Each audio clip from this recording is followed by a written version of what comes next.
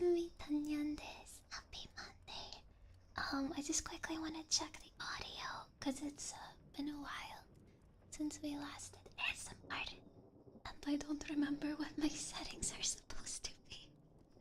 I was trying to look around before stream, and I couldn't remember. Does it sound okay? Is it balanced with like the background? It's still good. Is it too quiet? Hello, happy Monday. Waka waka waka. Gron, thank you so much for 38 months. Bye bye, thank you. Akvardiartet. Thank you. Is it okay? Sounds good. Should I make it a little louder? Oh, hello, Feru. Welcome. Ah, Choppa, thank you so very much. Bye, thank you. I don't know if I'm being too quiet or not quiet enough. I was watching Nina and Sean their ASMR to try to get an idea of what the audio like balance should be, and I'm like, I think I'm too stupid. Thank you so much, Champa. Bye bye, thank you. Can you make a Star Wars noise? I have never watched Star Wars, so I don't know. The background's very quiet. Oh, no. You want me to turn it up a little bit? Usnyo!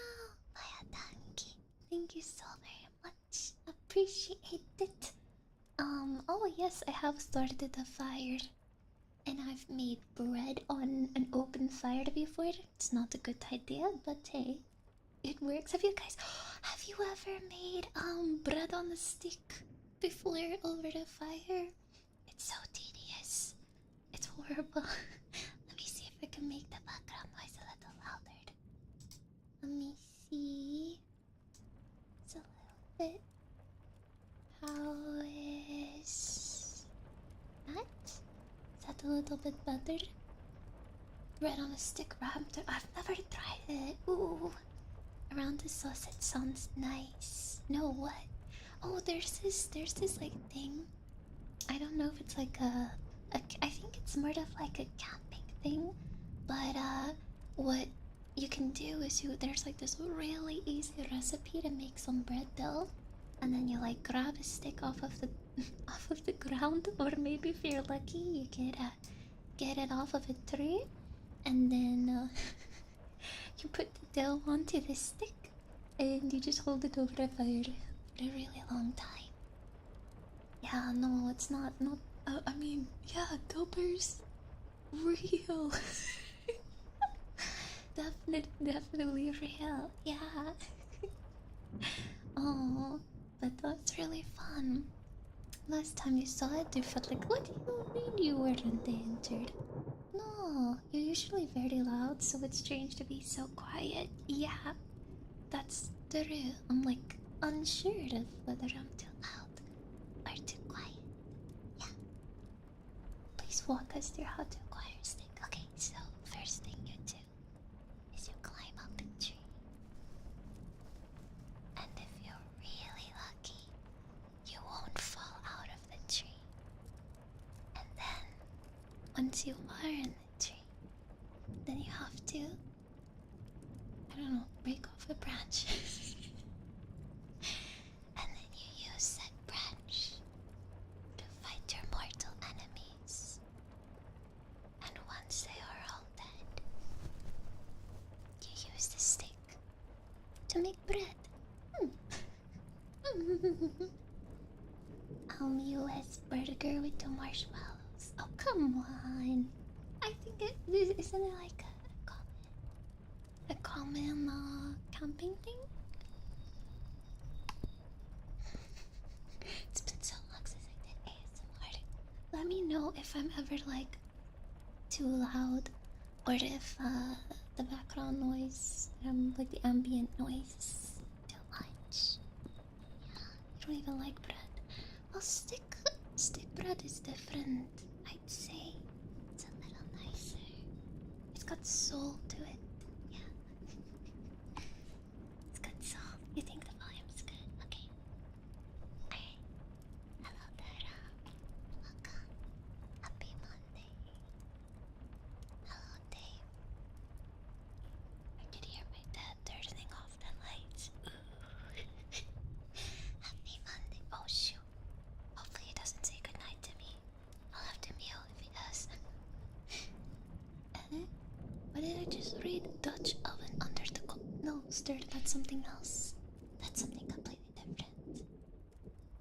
hello, Sword. Look. Happy Monday. Am I using an ASMR mic? Yep. Yep. You can tell by, if you have headphones on, you can tell by, the sound being in different ears. Yeah. Hello, mister. Welcome. I was gonna do like okay, so this was like the start of the stream. I was gonna do roleplay, but I got too nervous. I was gonna start the roleplay, but it's been too long. It's been too long since I've last done ASMR, so I'm not too like sure if the audio was okay. What was my idea? Nothing. Nothing much. Don't worry about it. Don't worry about it. But yeah, it's been a while. You wanna know? Well, I don't want to tell you. Got too nervous. Wait, what? Baya, thank. What do you mean crown? What do you mean flip me? No, don't say that. You were caught trying to cross the border. Oh, can I do?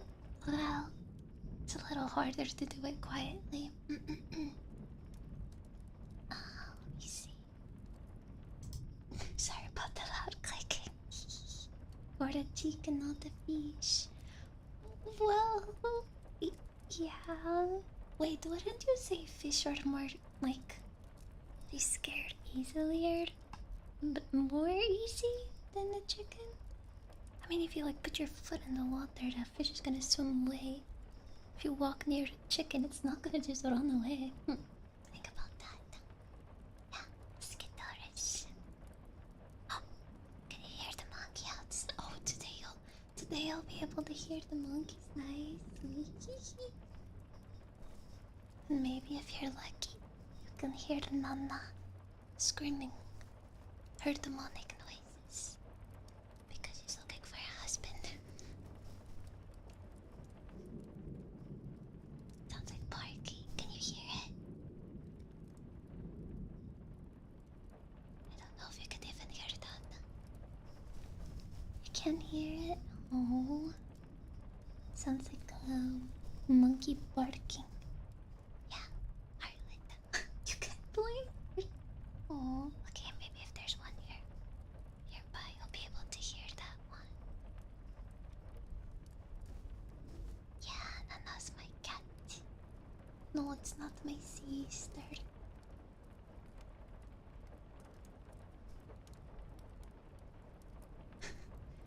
It's totally real, Amber Beer.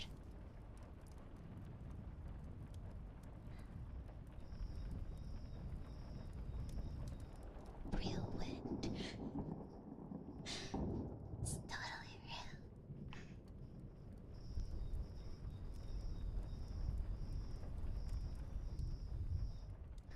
Thank you, Toby. Oh my gosh, can you really not hear the monkey? I think it's having a conversation with someone.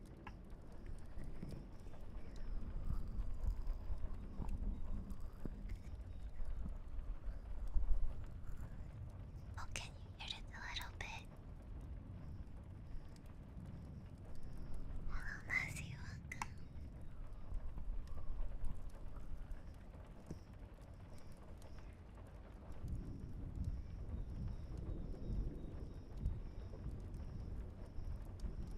Can you hear it when I do that? Maybe. Hello, thank you so very much. You're so big. Let's click by a donkey. Thank you. Thank you. Can you hear it?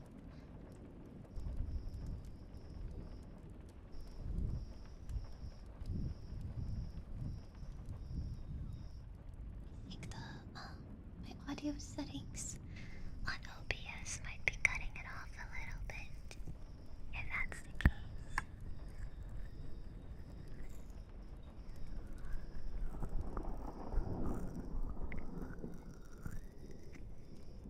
I like how that sounds.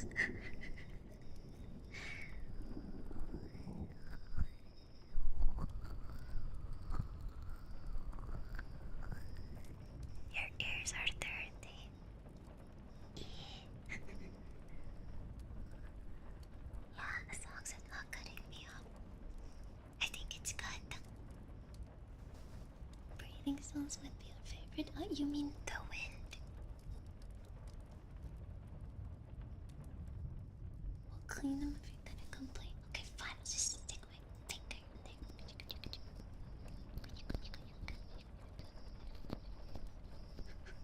Cleaned. Is that working? Giving you a wet willy.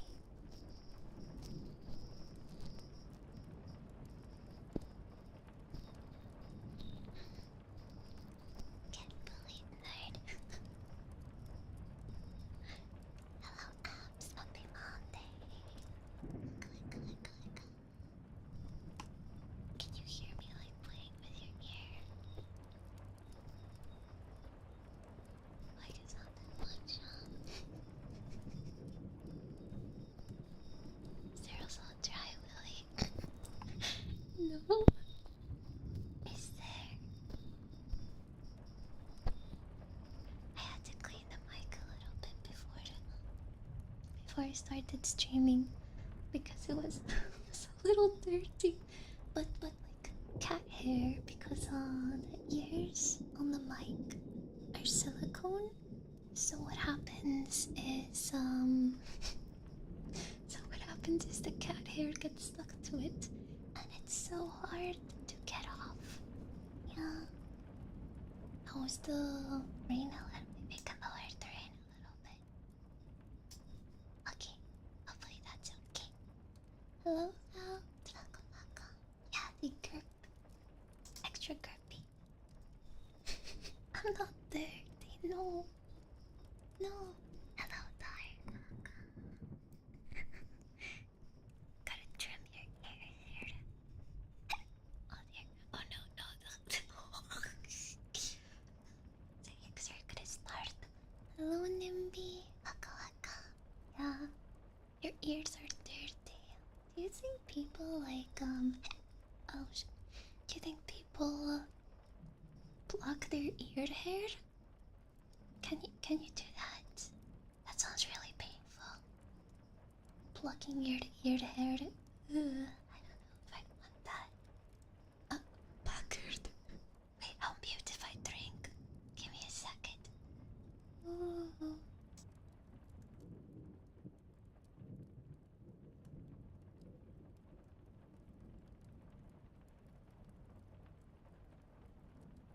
My bottle is really loud. Every time I put it down on the table, it makes a loud noise. Sounds painful. It does. It does sound painful. Wait, GB, have you tried it before?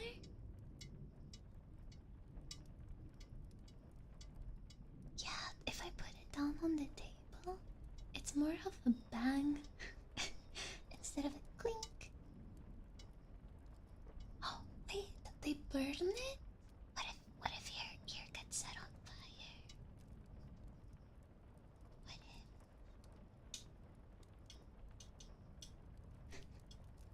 Wow. Blink, blink, plonk. Ear hair, I don't think have that much unique. Ears are not flammable, luckily. Okay, but consider this, Packard. Your ears have wax. And you know what else has wax? A candle. It's basically an inverted candle if you think about it. Control flame, use tiny flame, use big flame. How did you figure this out? Have you not watched Shrek before? Haven't you watched? Beeswax, naturally sourced candles. No, I won't use the hot wax on you. Maybe I will.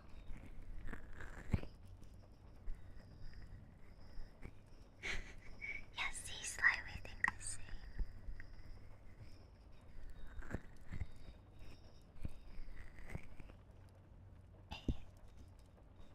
I think so. Beer has to be right. I found slime that I thought would be really cool to use, but it dried out.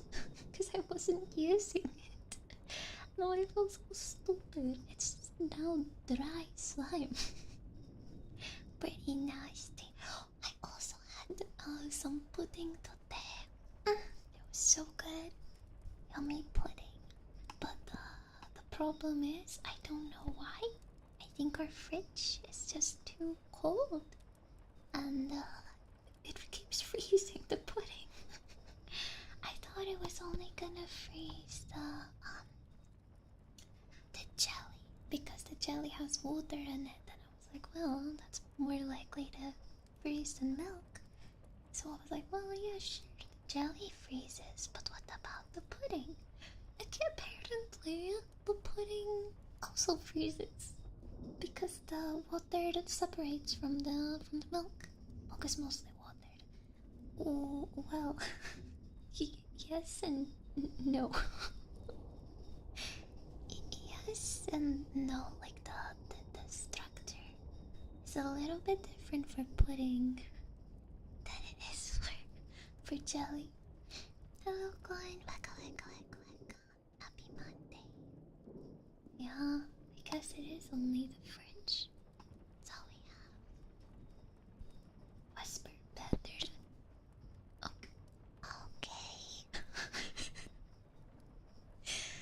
Should I improve my whispering skills? Am I not very good at whispering?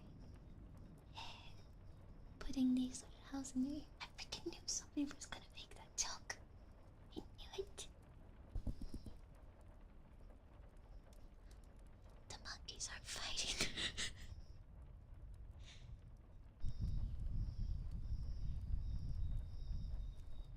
Can you hear them? I do want to stream from the fridge. Yeah, that would be nice. Thank you for the follow. Well, well, I did have. Okay, maybe I should do what I planned.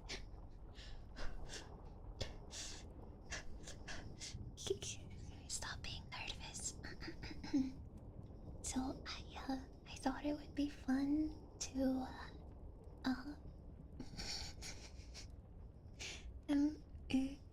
pretend that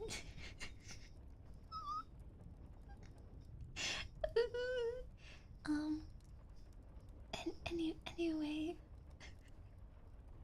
I don't know why I'm so self-conscious. But I thought it'd be fun to pretend that that I'm like telling you the lore of the world we're in, considering that we're like in Dark Souls. I was like, oh, I think it would be fun to tell you about the lore of the world. Like, imagine. Okay, here's the plan. Here's the plan. So we have crossed worlds. No, we have crossed paths in the world of Dark Souls. We just so happen to come by each other, and you're a noob. You're like a newcomer, and I was like, okay, I will tell you all about what's going on. Yeah. Do you want to do that? Oh, hello, Chan. Welcome. Yeah, the done. You're ending. You're finally awake. I heard that you died to the same boss a couple of times. That was really embarrassing for you. Yeah, we can do some Lord. I thought it would be fun because tomorrow I'm doing Dark Souls with Shaunders. And I don't remember the lore, so I think it would be nice to do a recap. Yeah. A challenge run. Oh, mighty warrior. You have failed. That is why you are here by the bonfire. Maybe it is a little too challenging of a run. Do you need a respect to strength build? Well, beating up people with the magic staff isn't the smartest idea, but whatever works for you. Sorry, the cats are fighting.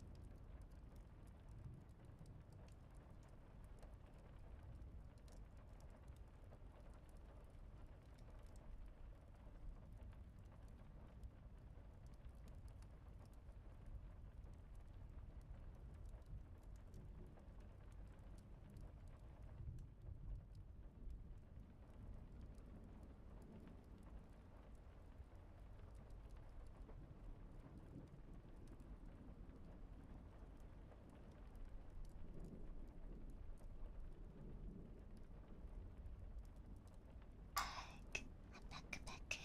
Sorry about that. There was a boss battle I needed to take care of. Did you beat her? Yeah, I beat the bull.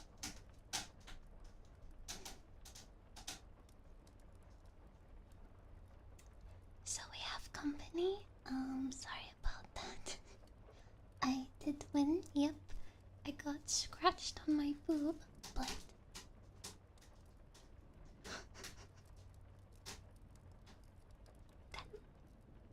that's fine. I'm so sorry. I wanted this to be serious so bad. But, yeah, apparently that's not working out too well for me.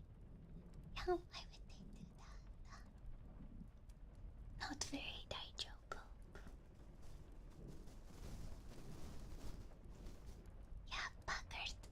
I was picking up Ruru, and his back leg wanted to climb up on me. But the Ruru, he doesn't understand that nails need to be taken back into the paw. So he just like scratches everything. Yeah. No, I am serious. I'm very serious. You're gonna be hearing cat noises in the background too. Sorry about that. But we could do the Lord that I wanted to do. Yeah, he's a little bit of a silly goat.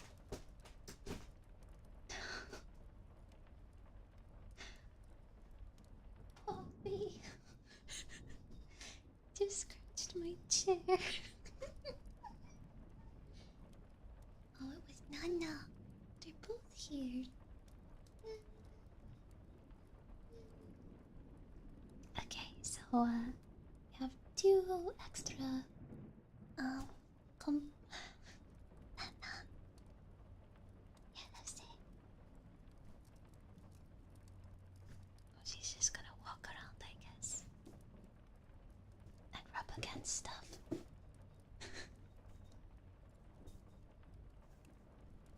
Yeah, you're hearing the dark rootwood boss. And yeah. Okay. It's a bonus.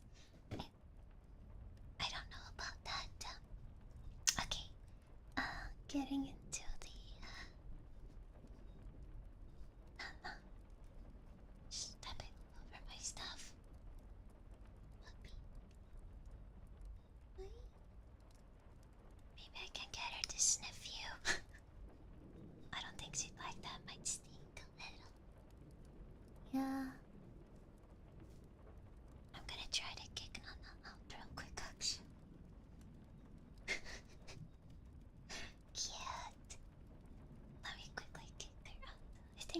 Rere will behave, but Nana won't. I'll be right back.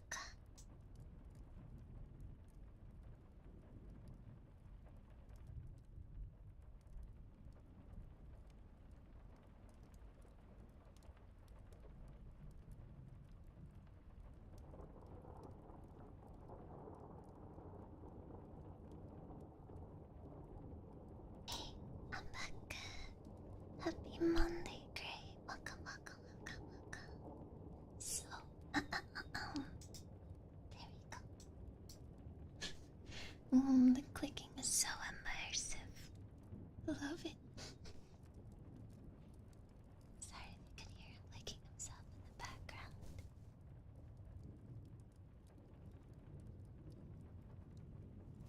I forgot how fun it was to do ASMR and play with your ears.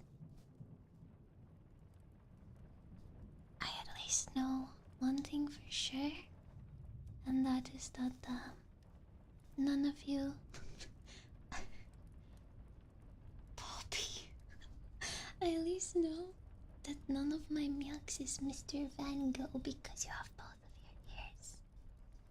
Yeah, you like it? Good. Good. Thank you for the follow. Welcome, welcome. Okay, I'm gonna start with the lore. Welcome, traveler, to the lands of Dark Souls. I forget the world of Dark Souls is not called the lands between. Flip, I've been playing too much Elden Ring with wait. Can you guys hear the sound alerts? Oh no, wait. Is that off? Sounds are. Why would someone play sound alerts when it's ASMR? Should have turned it off. Stupid yucks. Let's see, where is it again? Got to sign in. Flip. Wow. I forget where it is. Flip. I don't remember. Settings.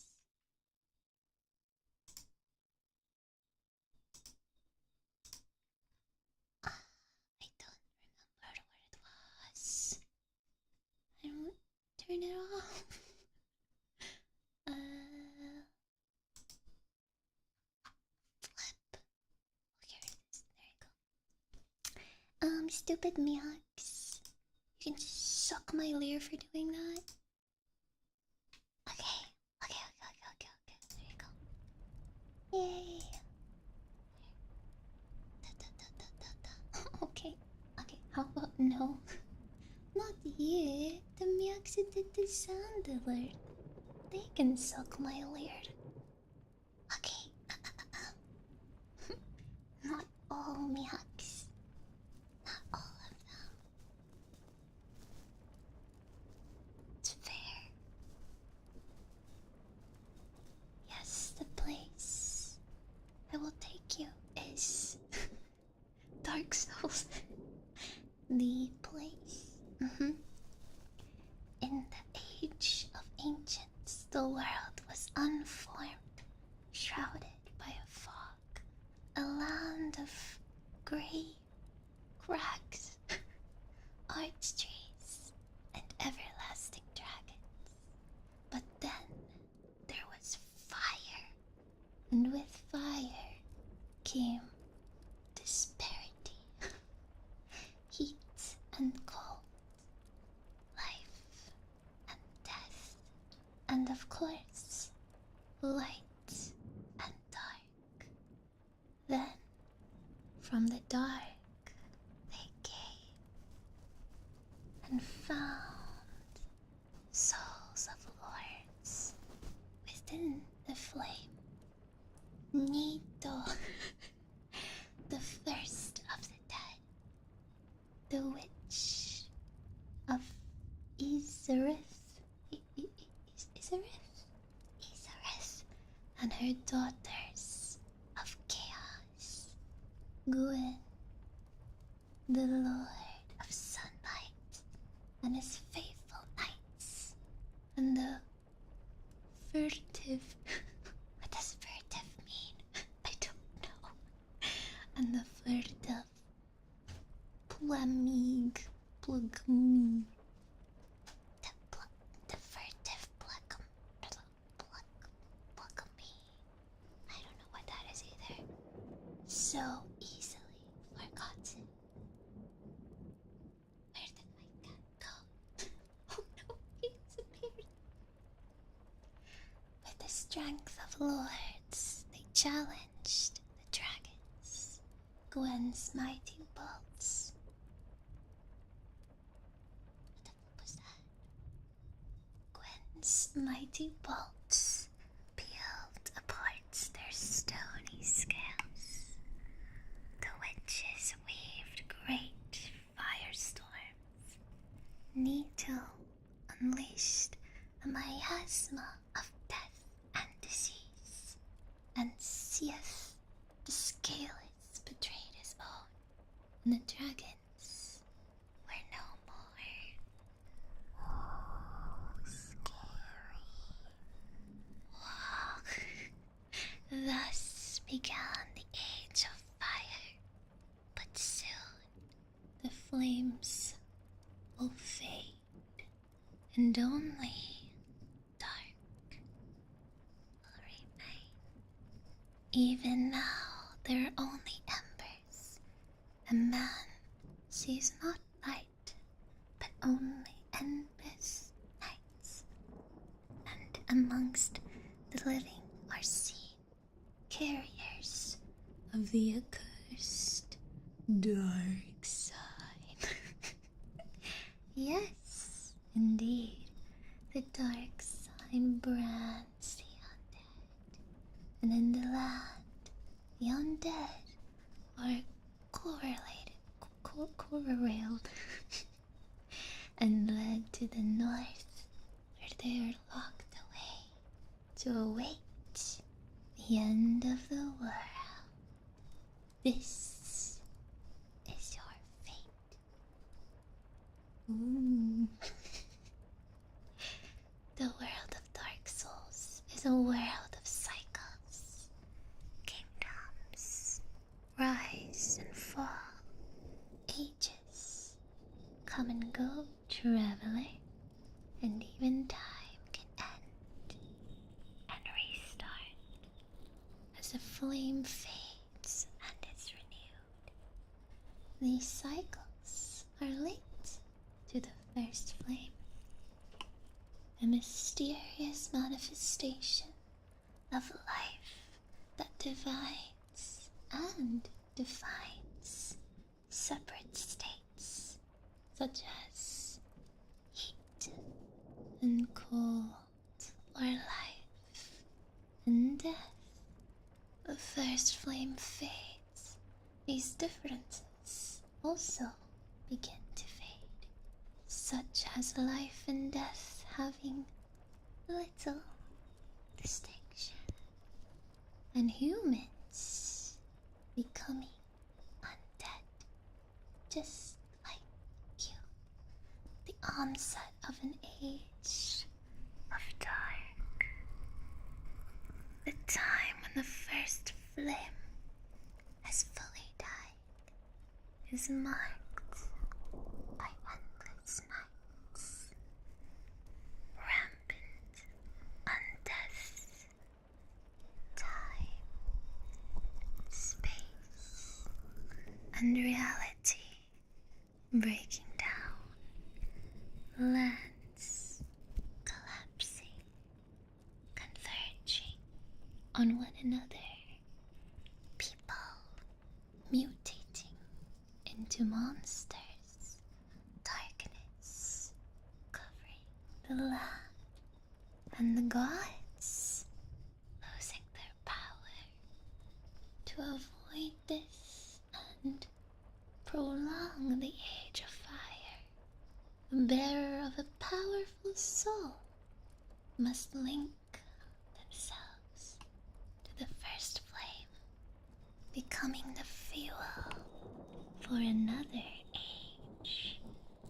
If this is not done, the first flame will eventually die, and an age of dark will begin.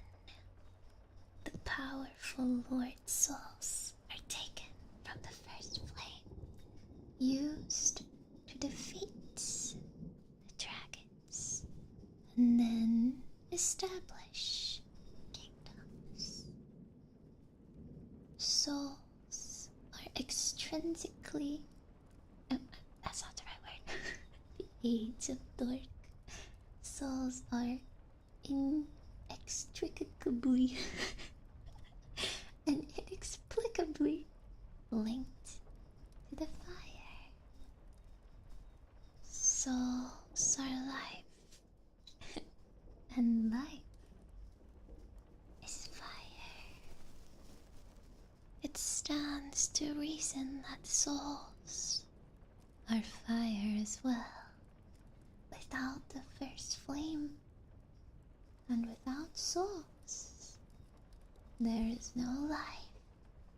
The better of a strong soul, called the Lord, who links themselves to the first flame, is thus rekindling the flames with their own soul, returning life to it. In the end, one could expect that all souls will have to return to the first flame, and the age of fire will have effectively ended anyways. Ooh.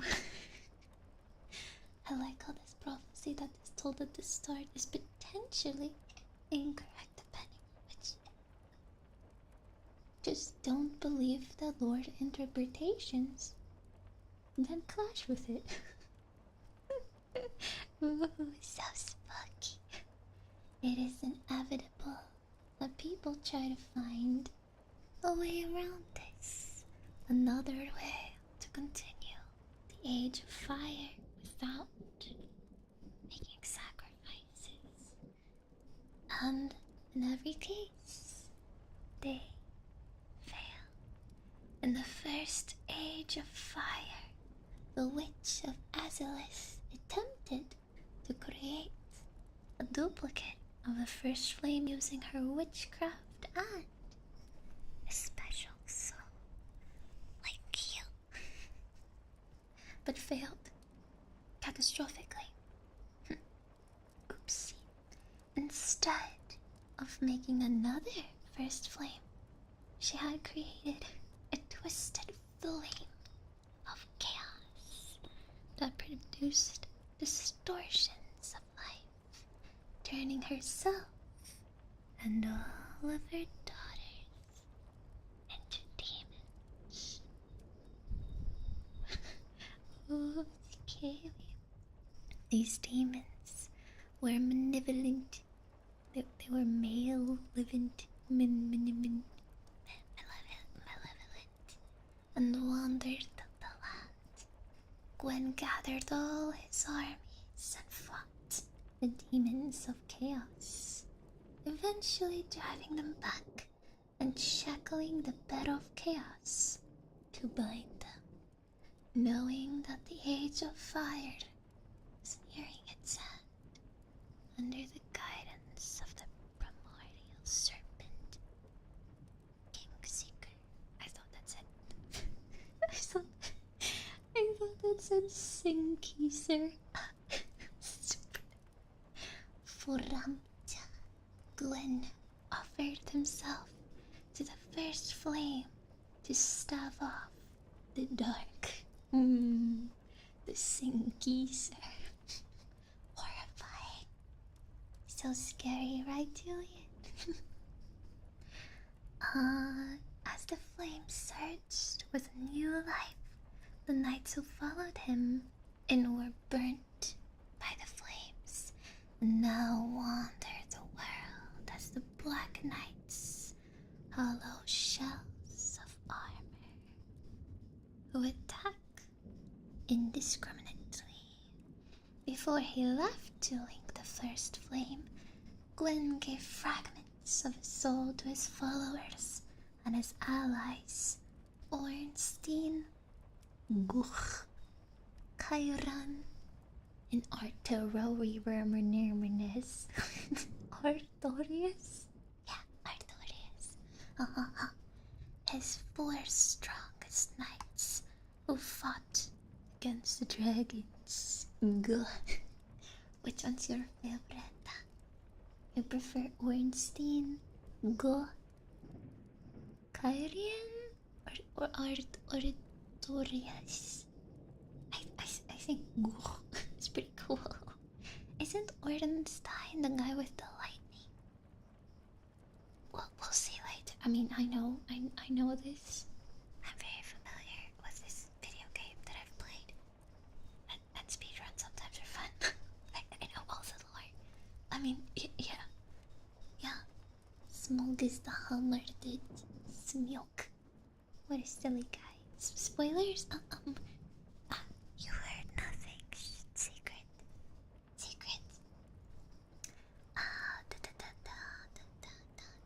Seeth the pale drake who betrayed the dragons and played a crucial crucial role in the war, was also granted the title of Duke and permission to build a grand archive to conduct his research. Artorius, aka Artorius of the Abyss, aka Artorius the Abyss Walker. Wait, aren't there like 3 Abyss Walkers in Dark Souls 3?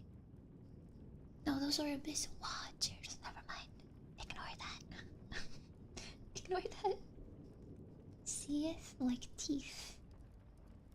Sheath. Stupid. That sounds dumb. I like my way of saying it. Seeth.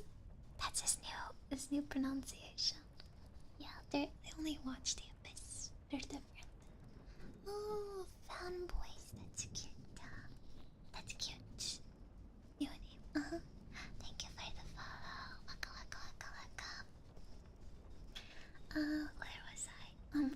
Where was I?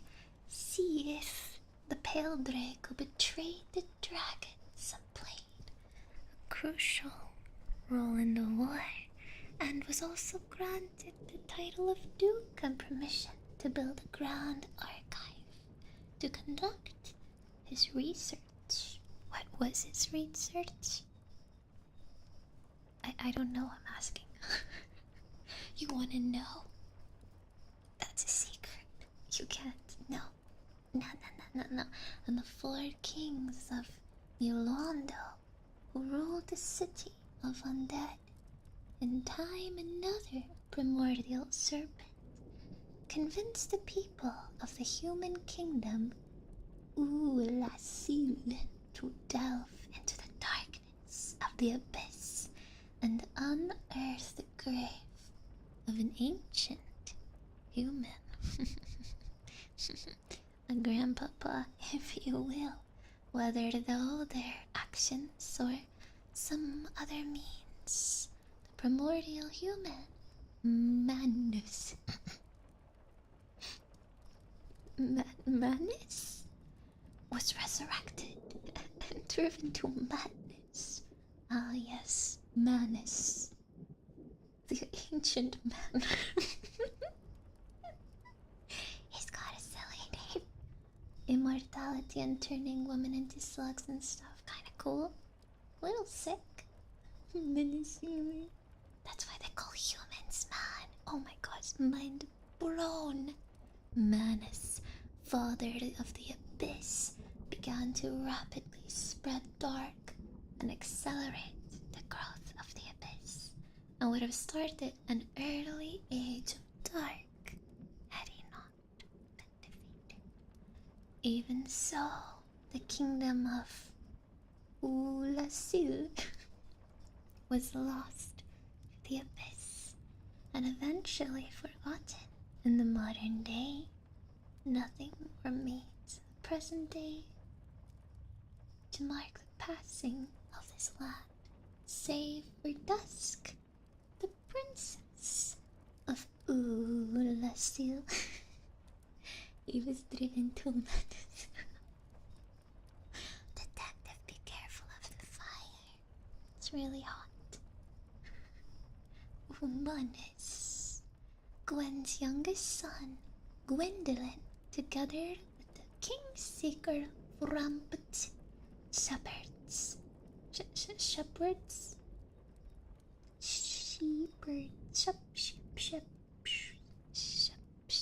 Shepherds, the humans. By Gwyn's command, together they built giant asylums to house the countless undead, hoping against hope that one of them would be chosen to defeat the asylum demon and fulfill their destiny. So if I'm not misremembering, I think the asylum demon is the very first boss. So once you start the game and you run through, I think they're the first boss you face. Yeah, I saw this really cool video that you can actually see the boss before it jumps down and activates through a little hole in the wall. I'm a little bit of a peeper, a peeping Tom. The undead are sent on a quest to ring the bells of awakening, collect the Lord of the Vessel, slay the bearers of Gwyn's soul, then offer those souls to this Lord of the Vessel to open the path to the Clyn of the First Flame. In doing so, the unnatural undead are given true death, and the living can enjoy another age of fire for 1,000 years. But only 1,000, no more, no less, while the undead linked to the First Flame will continue to burn, alive and aware, until someone else comes to take their place. And thus, the cycle continues. Ooh. Every 1,000 years. Okay, so these are a bunch of locations. Don't ask me what I'm reading. I think it's very obvious. So the first location is Lordran. Yeah, Lordran. Known as the land of the ancient lords, where their kingdoms converge. This is where the game takes place. I mean, this is where we are right now. And it is a dangerous area indeed, containing great variety of environments and filled with dangerous creatures. Any undead's resolve will be tested to the fullest here. The undead travel great distances to reach this land, where the First Flame waits to be lit. I need to take a sip of water.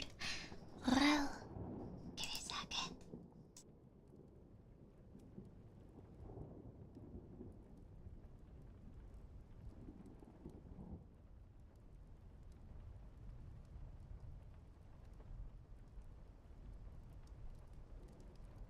Wait, now that's not very immersive. Stop reading.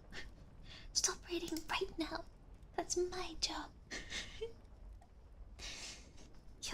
You're currently in Lordran, and you don't have your internet. No, please. Pretty please. For God, no, don't read the wiki. Oh no. Oh no. Lord Londo. I love London. No internet. Yeah, no internet. I'm just playing. Known as the City of Gods, and founded by Lord Gwyn. It sits at the top of a mountain, and both the cliff face and its own walls separated from the outside world. Long ago, invitations were given to great champions among humans, decided through victories in an arena, but this practice has not been kept up for some time. Sun's fortress sits below it. I hate that. I hate it so much. Hate Sun's fortress. An enormous death trap, serving as both gateway and obstacle to Nordalondo. Those who have overcome it were permitted access, but the pathway at the end has since been sealed. Now, any undead seeking to enter the city are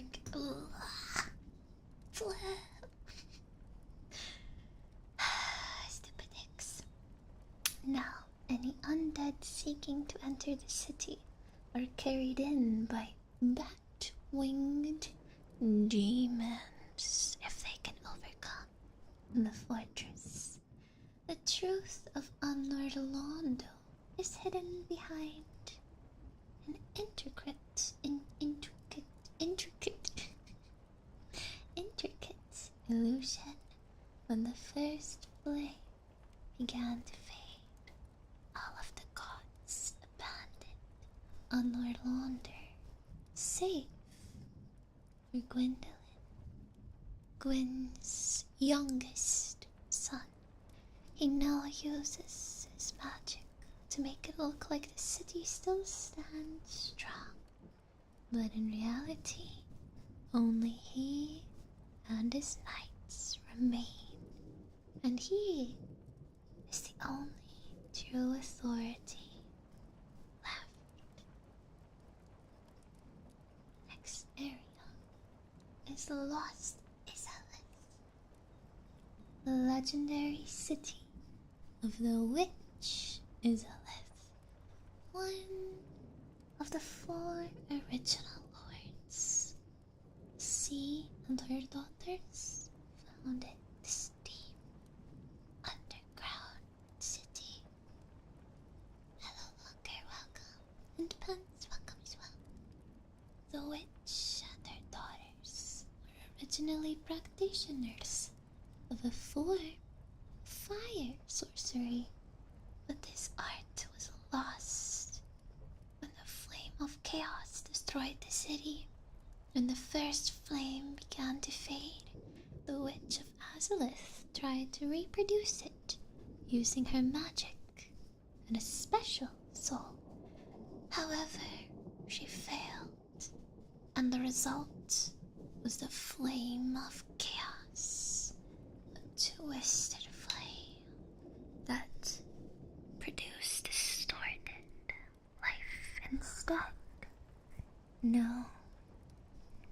As the demons, Gwen and his knights waged a war against these demons, and eventually defeated them, sealing the bed of chaos, their source of life, with magic. Some demons now appear in roles that suggest they may work for the gods, either willingly or as captured servants. The creation of the flame of chaos also created pyromancy. Wait, wasn't the bat of chaos? Wasn't that that silly boss where it's like a gimmick boss? Or it was no. Wait, was the Bed of Chaos the gimmick one, or was that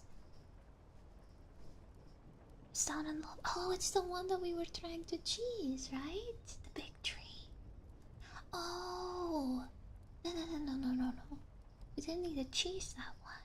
Ah, it's the one where you like you slide down into it and then you have to hit the roots of it on both ends, and that's what kills it basically. And then like the floor is slowly but surely falling. Is that one? I think so. Uh, where was I? Oh, then a little bug. Oh yeah. That you have to go inside of them. Okay. I remember now. I remember. I mean, I knew that. As your senpai in the Dark Souls world. Yeah, I knew that. Just wanted to make sure you were paying attention. The creation of the first flame of chaos also created pyromancy as a byproduct, and Quelana,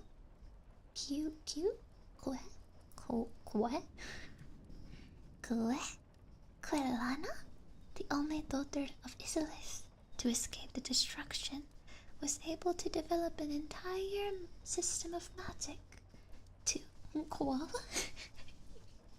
Koala la. Oh shit, the wind is howling. She was able to develop an entire system of magic to imitate the ancient fire spells. She took only one student, Salaman, from the Great Swamp. In teaching Salaman, she hoped that mankind could learn to harness and control the flame to prevent the same catastrophe that destroyed her own home. Salaman then returned to the Great Swamp to spread the art of pyromancy. So I think that's the guy where you could like buy or get pyromancy from. Maybe some spells. I don't remember. But makes sense. Oh yeah. I remember. I'm surprised I remember so much.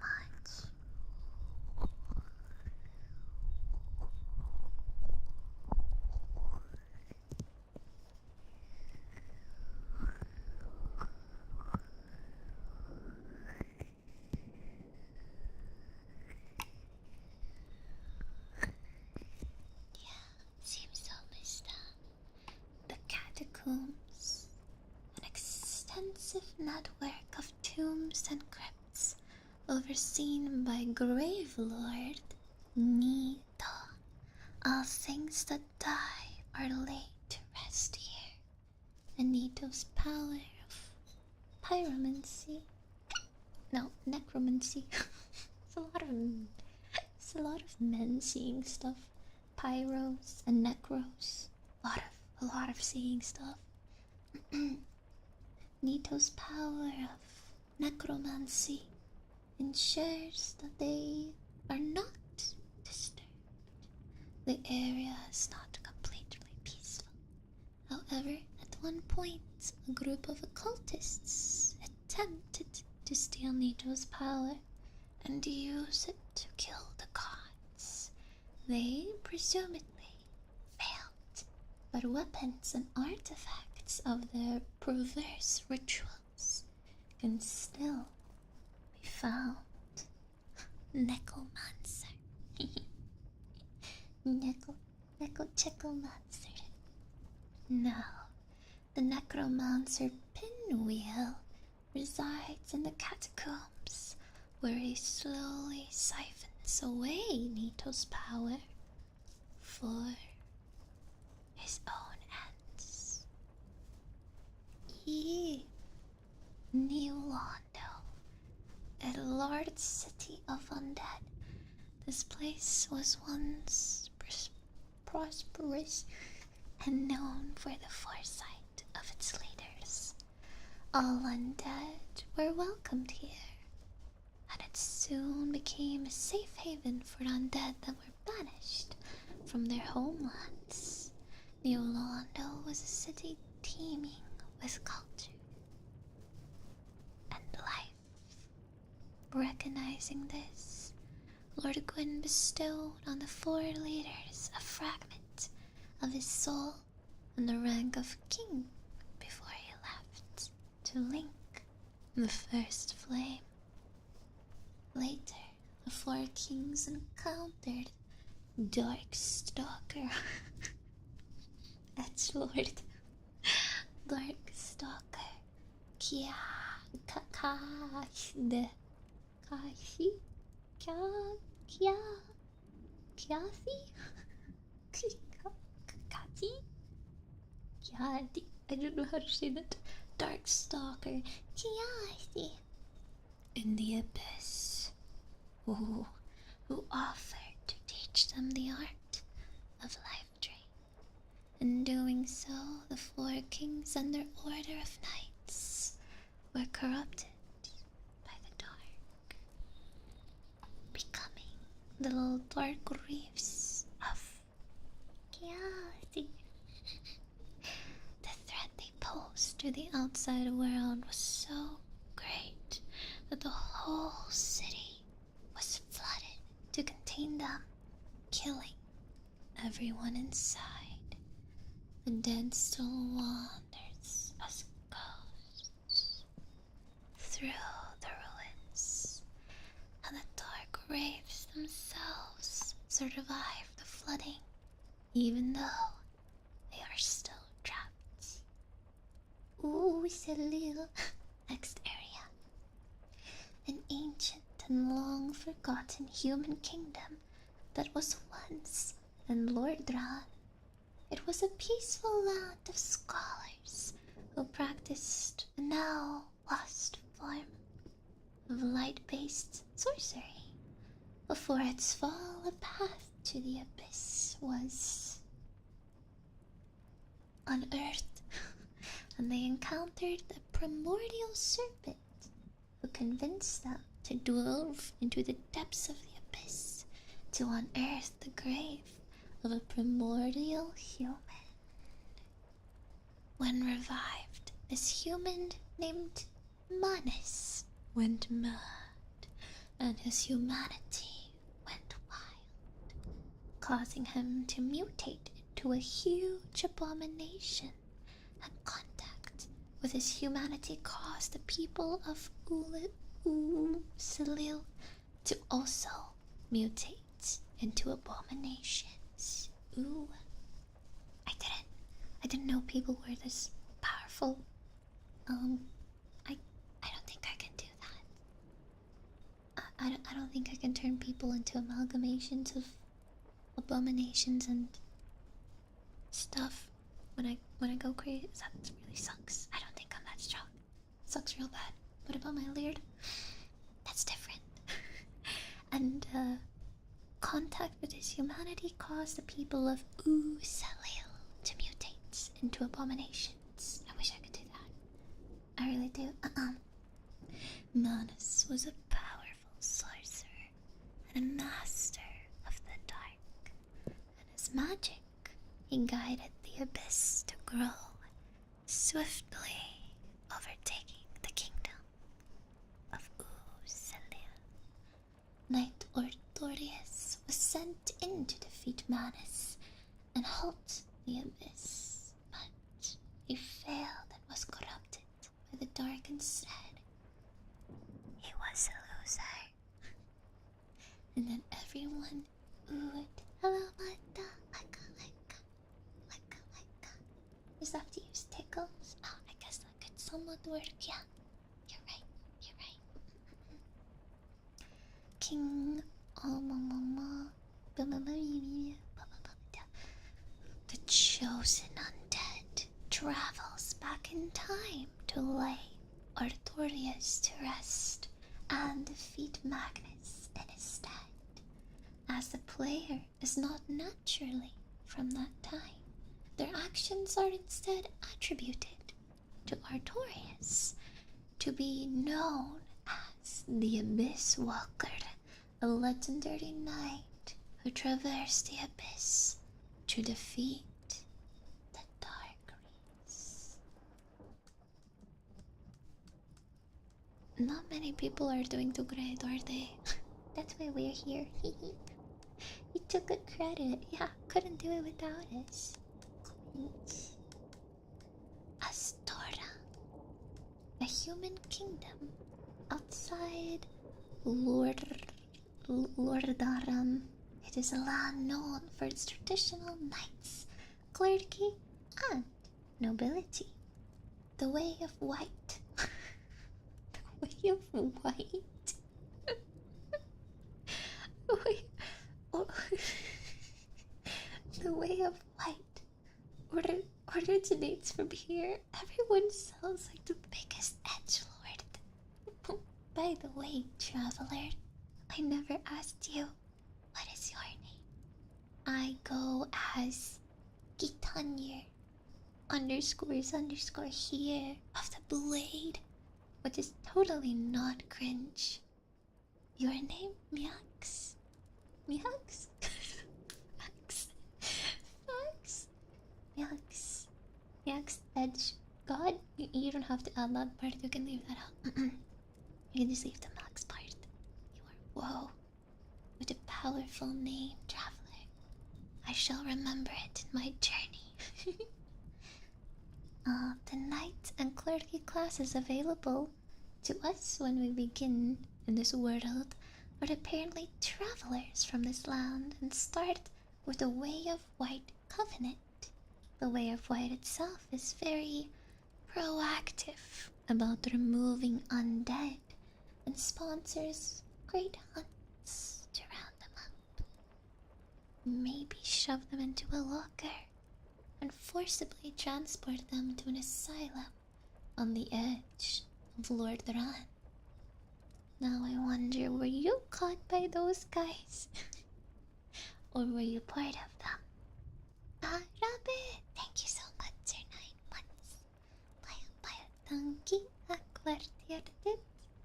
Yeah, no, it would be really embarrassing if you were caught by these guys. I heard only really weak people get caught by these guys, but you seem strong. I don't think that would happen to you. No.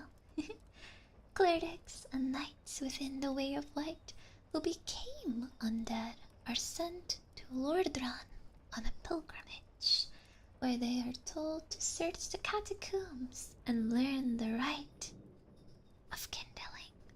At some point in the past, a terrible beast known as the Evil Eye attacked the kingdom of Astora, causing great damage.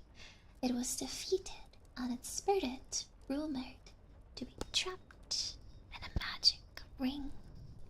I think I've come across this so-called magic ring when I was traveling a couple days ago. It did not look very cute, and I think it's not very cool drip. I highly recommend you don't wear that, because if you do, I don't think we can be friends anymore. It's really ugly. Katarina.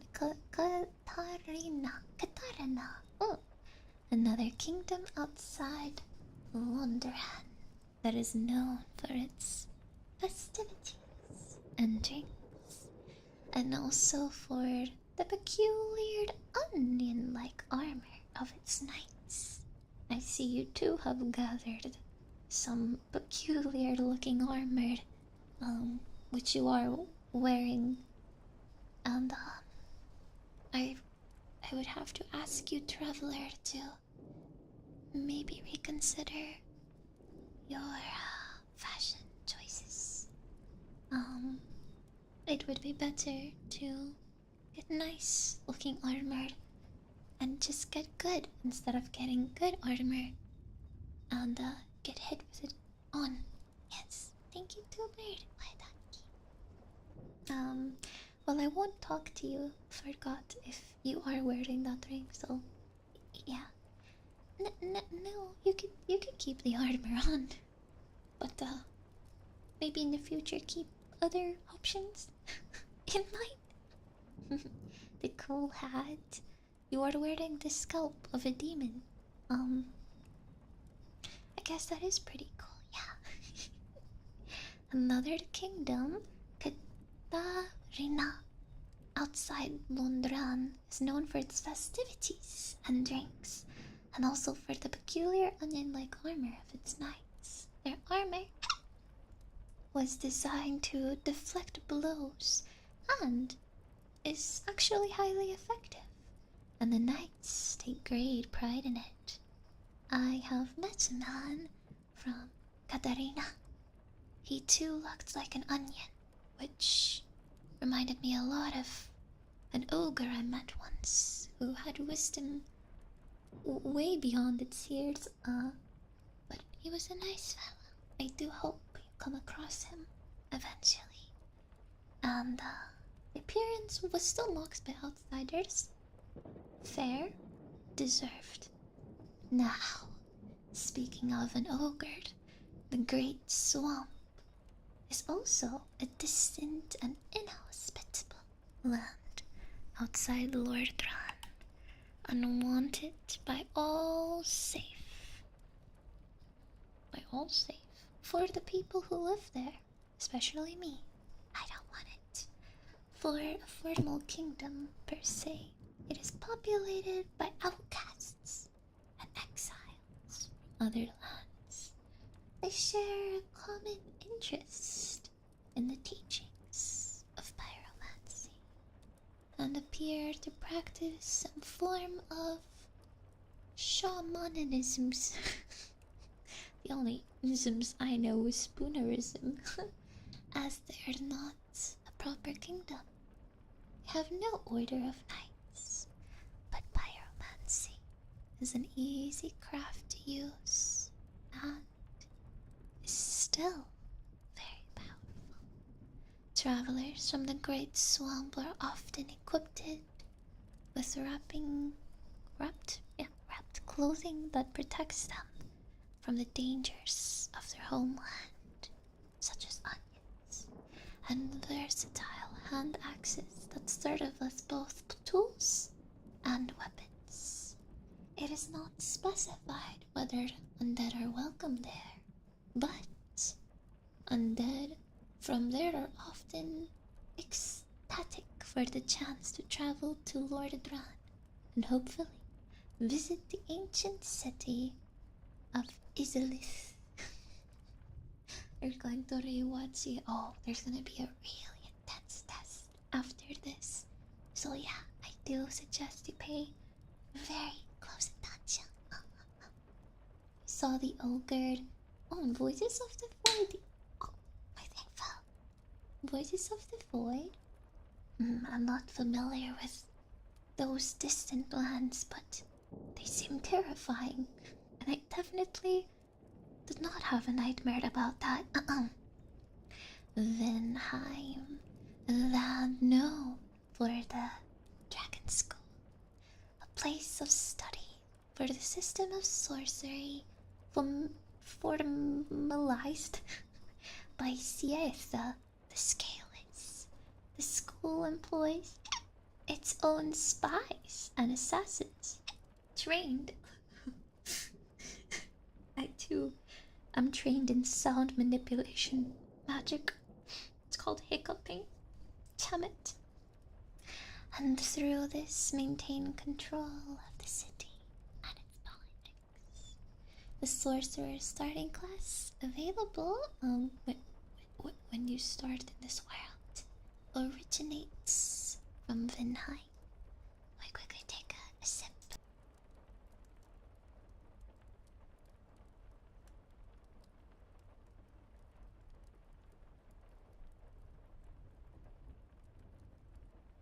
Bing bong. Bing bong. Click, click, click, click, click, click, click, click, click, click, click, click, click. Karim. Yeah, Karim. Or Sarim? Surely it's Karim. This kingdom is known for its shady aristocrats and knights, and its gods. If anything, it is the polar opposite of Astoran, pardoners of Velka, the rogue goddess are known to come from here, and it is home to the infamous Astor of Karam. It is a place known for the distinctive weaponry Karam knights use.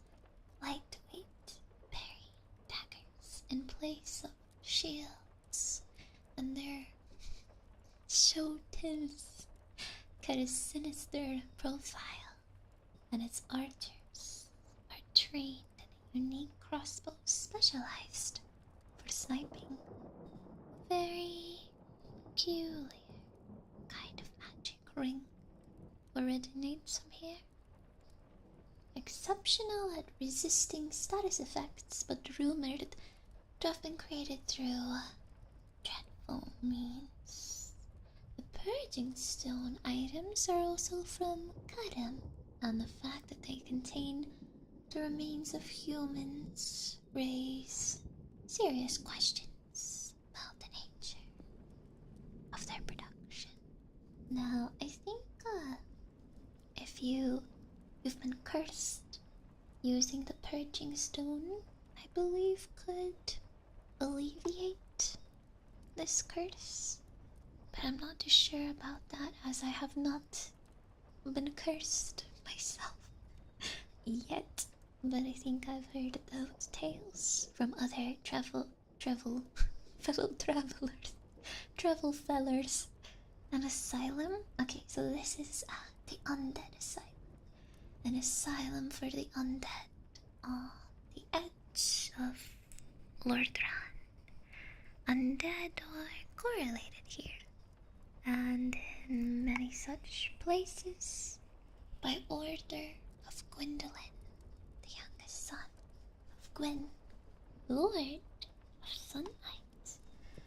The undead are kept here in hopes that one day one of them would be chosen to defeat the gatekeeper, the fearsome asylum demon, and go to link the first flame. It is still unclear whether the undead is chosen because they are able to defeat the asylum demon, or that they're able to defeat the asylum demon because they are chosen. Oh, I wondered. Hello, Ice Burden's first time on Twitch. This usual content? No, I do variety streaming, so not ASMR every day. Yeah. Now we talk about the people. Oh shit, did you hear that? I heard something. Ooh. Hopefully it wasn't the cats again. Oh my gosh. Okay, so I will tell you about some of the people you'll probably come across while traversing the lands. Oh great, you're silly. You're so silly.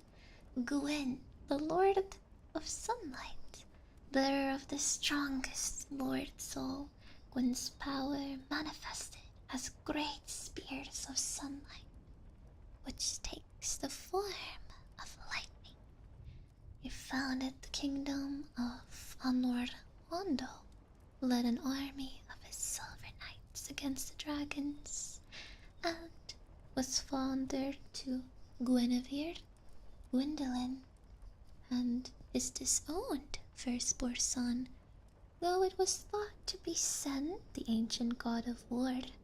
Gwyn was the first to link the first fire, becoming a Lord of Cinder, and now mindlessly guards it against outside threats and serves as a test of strength to those seeking to link it again.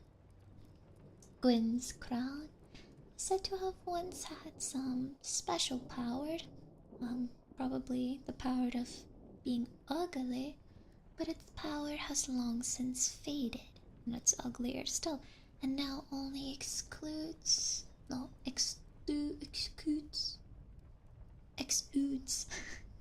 a slight warmth by the time you might acquire it.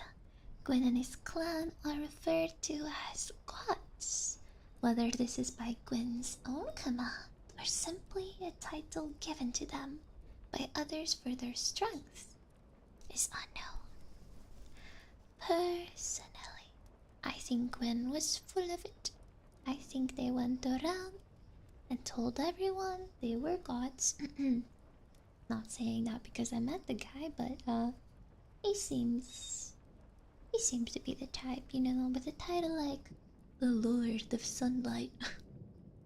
you know, there's some edge there that I don't think he grew out of. So yeah, I think the jury doesn't have to be out on that one. I think we know what the verdict is. Though they are still the primary religious figures in many human kingdoms. So no wonder they had a big head. Gwen was one of the four who happened upon the Lord's souls at the dawn of the Age of Fire, along Grave Lord Nito, the Witch of Azalith, and Furtif Fugmi. Stupid name. I'd prefer something else there. Everyone else is so easy, then you get to the Furtif Fugmi. Sounds so Russian. Yeah, everyone's a little toony, but too much toony. And then everyone laughs at you and kills you, and then wears your skin as armor, and then go around bragging about it, and get made fun of for wearing it, and then take it off, and then the cycle repeats. The nameless firstborn, the son of Gwen. He committed some serious offense and was stricken from the annals of history. His story is not expanded upon. I mean, we don't know much about the guy. I'm not too sure about this firstborn guy. Anyway, let me tell you about somebody cooler. Guinevere, Princess of Sunlight. She's kinda cool. The second daughter of Gwen, known as the goddess of I can't even say that word, fertility. The real Guinevere married the flame god Flan and left Honor laundered long ago, when the first flame began to fade. But Gwyndolin created an illusion of her to maintain the imagery of power and stability in the kingdom. That's really sad. Guy missed his sister so much and decided, a hologram will do. Silly. This illusion grants successful undead the Lord Vessel and directs them to follow the Kingseeker Frown's advice and fill it with Lord Souls. Undead who asked to join the Princess Guard, Knights of Guinevere will grant aid to fellow undead through the use of her miracle. So she's pretty cool. Large chest ahead. She definitely was a treasure. Yeah, where's the proof? I want the birth certificates. My eyes contain the first flame, but I have to keep it sealed. Whoa, you'll fit right in, Beardy Beardy. You're gonna fit it perfectly fine into this world. Thank you for the follow. Gwyndolin, the Dark Sun. Ooh, he's even more Junie. The youngest son of Gwen. The only god who stayed behind and unlaundered. Gwyndolin has a deep admiration of the sun and reveres his father, spending time guarding Gwen's tomb and orchestrating events among the Kingseeker front to delay the Age of Dark. Due to a strong connection to the moon and skill in magic, he was was raised as a daughter. He had moon vibes, and his dad was like, seems feminine to me, son. Gwendolyn specializes in a form of sorcery that uses faith instead of intelligence. I think Enos would really like this guy. Yeah, the femboy, right? Am I wrong? This is the femboy Gwendolyn. The one in the long hallway, or is that somebody else? The moon is very beautiful woman, true.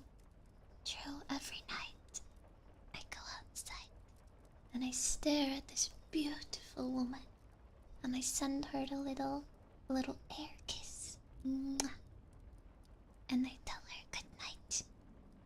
Good night, my queen. Every night. Maybe my little kiss hits like a star on the way. Lucky stars. Freaking taking my kisses for the moon and stealing them. I bet Pluto would never. I don't think if I tried kissing Pluto it would work. Too far. Bum, bum, bum, bum, bum, bum, bum, bum. Ah. Okay, and he is capable of powerful illusions that are nearly indistinguishable from reality. In this way, he maintains the appearance of a thriving onward Londo. In reality, the kingdom has long since been abandoned and experiences an endless night. And Gwendolyn and the Dark Moon Knights are the only ones who remain. Undead may join his company of knights if they wish, though any who dispel the illusion of Guinevere or enter Gwen's tomb are instead marked as irredeemable sinners and are pursued by those same knights. King Cedar Frampt. It's also a silly name. At least it's not that unique. One of the primordial serpents, King Seeker Frampt, finds undead with the potential to be lords and guides them to link the first flame. Though he's not entirely forthwith, and fails to mention that anyone who does will be trapped there, burning for an entire age. Even so, linking the first flame is necessary to prolong the age of fire and prevent an age of dark. Frampt will denounce the player and abandon them if they ever join the Dark Stalker Kaithi instead. Wait, is the Kingseeker Frampt that weird lizard that follows you? That takes you places? Like a TP area? Of course. Oh, is that the guy? Or am I confusing him? The big snake dude that gnomes you all and then he like takes you places, right? Oh, here's Ordenstein. So this guy you definitely don't want to mess with. Dragon Slayer Ornstein, said to be the captain of Gwen's 4 greatest knights. The other 3, Ornstein, as with the other 3, Ornstein was granted a fragment of Gwen's soul for his service in the war against the dragons. He now guards the illusion of Guinevere, serving as a test of strength to undead who hope to link the first flame. His accomplishments against the dragons are legendary, and his spear is said to have once split a boulder in 2. He wields a cross spear infused with lightning, which uses leverage to penetrate dragon scales, let alone any normal but you'll be fine. You'll be okay.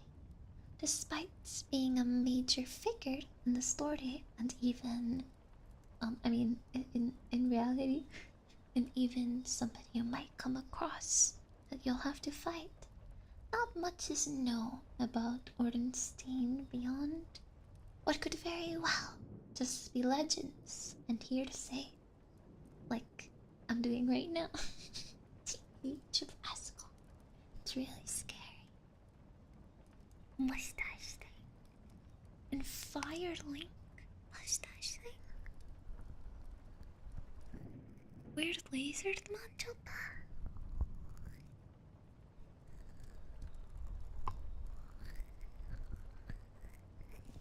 I keep hearing noises. I think the cats are still at it.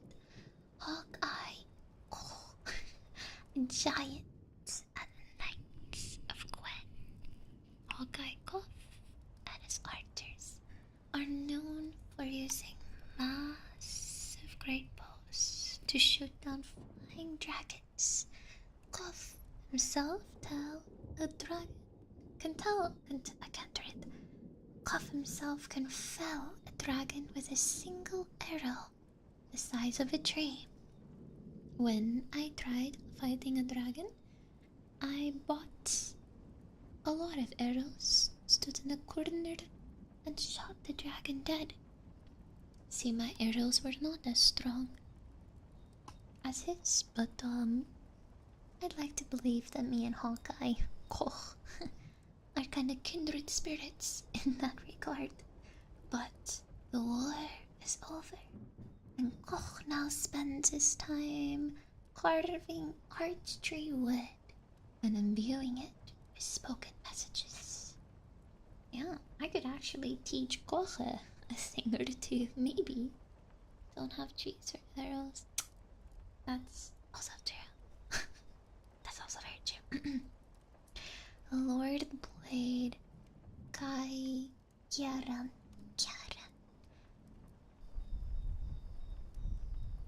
One of Gwyn's assassins, and also one of the Florida Knights. She, she is distinguished among the Lord Blade, though it's never quite explained what exactly her accomplishments are. She is prejudiced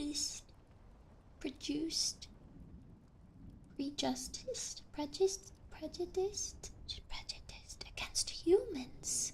She's a little racist, but due to her respect for Arthurians, she tries to treat them fair. What? Yeah, stop that. No, stop that. You're not gonna get away with it. Your hand's gonna burn in the fire. Artorias, the Abyss Walker, legendary knight of Gwen, known for his unbreakable will of steel and unmatched skill with great swords. It is said that Artorias forged the pack with the beasts of the Abyss to fight against the dark wraiths. But this is only fabrication, as his true story was intentionally obscured and eventually forgotten. In reality, Artorias was defeated by the Abyss, and his efforts were carried by a forgotten champion. This champion eventually defeated Manus, father of the Abyss, successfully stalling the Abyss growth for some time. Artorias was friends with Sif the Great Wolf and the cat Elvina, both of whom now defend his grave from those who hope to find the means to enter the Abyss. Oh, I remembered. Okay, so there's this really big doggo that I killed. The Great Grey Wolf, Sif. A towering wolf that reminded me of Jacob from the hit film game series franchise Twilight. A towering wolf and battle compatriot of Artorias. Legend holds that Artorias once traversed the abyss to defeat the Dark Race, and his companion Sif now guards his grave to deter anyone who would try to enter the abyss for their own means. If you didn't if you completed that extra secret unlocked by paying area, Sif will recognize you, but this is still mandatory fight and you cannot avoid it. I'm very immersive. Hello Sam, welcome, welcome. Alvina, another ally of Knight Artorias. Alvina now leads a group of bandits to defend his grave. Any who approach the grave of Artorias in Deepwood Forest are attacked by her covenants. But you can join her covenant and defend the grave from intruders who are... you get free access to it. I'm trying to avoid game terms. I mean, real life terms. Velka, the goddess of sin. Velka is a black-haired witch and rogue goddess. Though what this means is never explained. She keeps records of all the sins committed by humans and can absolve these sins for a price. She has some relation to crows, but what this means is also not explained. Priests of Velka are called pardoners and wander the lands taking confessions and absolving sins. So if you just so happen to accidentally smack somebody just once or twice or a couple of times, then you can go and plead for forgiveness. Velka has 2 miracles in her name: karmic justice and vow of silence, and her hair can be fashioned into a talisman that draws strength from intelligence instead of faith.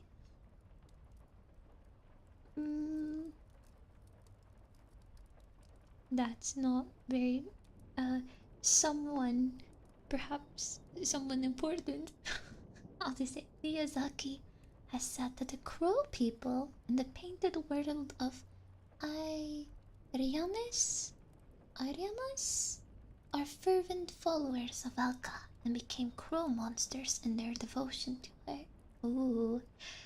Oh, the Witch of Azelis. One of the 4 original Lord Soul bearers. Her Lord Soul granted the power of fire. She is a witch and mastered the now forgotten fire sorceries, and founded the city of Azalith with her daughters deep underground. When the first fire and flame, the first flame, shh, no, it's real. Whisper, shh, it's real. It's very real. Don't worry. Very real. When the first flame began to fade, she attempted to create a second first flame to replace it using her witchcraft and a special soul, which failed. And that's really bad for her, but also skill issue. And instead created the flame of chaos. The birth of chaos marked the birth of demons, and its flame transformed the witch of Italy and all her daughters into demons, barring Quelana, who escaped the destruction of her home. As the daughters of Isola were only practitioners of fire sorcery. It is now a forgotten art, but the creation of chaos also created pyromancy as a byproduct. Glenn waged war against the demons and eventually rooted them, shackling the bed of chaos, their source of life, to contain them. Apparently she burns all of reality? Kinda sick witch. Are you implying that creating a flame of life's an easy skill? I could do it. I don't know about you, but I can. I could totally do it. Give me a day. 2 days. Give me a week. We'll see who wins. Quelana, one of the daughters of Isolith, and it is the only one who successfully escaped the destruction of her home.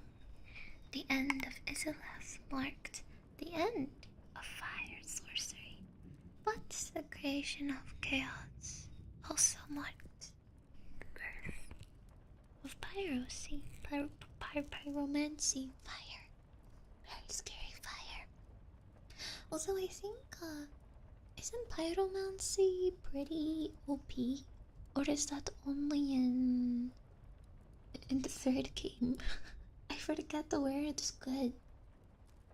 I forget. Is it both? Or is it only one of them? Flacomancy. First is pretty good. Oh, it is Mortal B the first. Oh, I thought I misremembered. Oh, thank you. I mean, I knew that. I knew that. Quelana adopted many old fire sorcery spells into pyromancy and taught them to her pupil Cinnamon long ago, who then taught it to outcasts who live in the Great Swamp. Oh, there goes the monkey again. In teaching pyromancy, she hoped to teach people control over the flame to prevent another such disaster, while also preaching a message to fear the flame, as it is inherently uncontrollable. Yeah, I'm an expert. Flacomancy.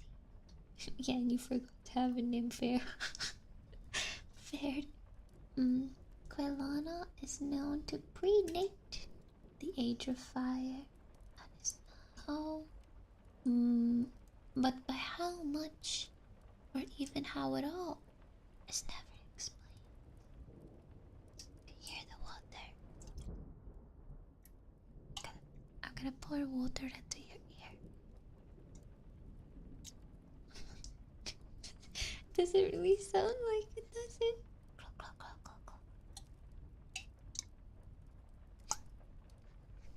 Now you have an ow. Now you have an extra wet willy. Got him. Got him. That sounds so funny.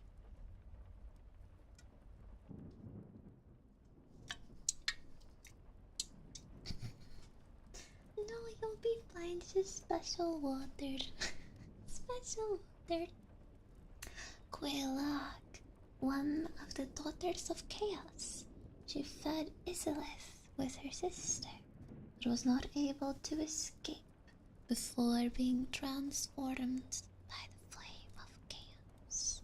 She is now a demon, but has taken up residence near one of the 2 bells of awakening with her sister, the Fair Lady. Isn't Quelag like half a spider? Isn't she down like near where that other lava demon is? Or am I thinking of someone else? Oh, what? How am I remember this? How do I remember this? The Fair Lady. Yeah, the booby spider one. An unnamed daughter of Chaos and a firekeeper. She is pale and ill, and probably has malaria. Along with Quelag, She fled the lost city of Isla. Hello. Ruru is here. Hi.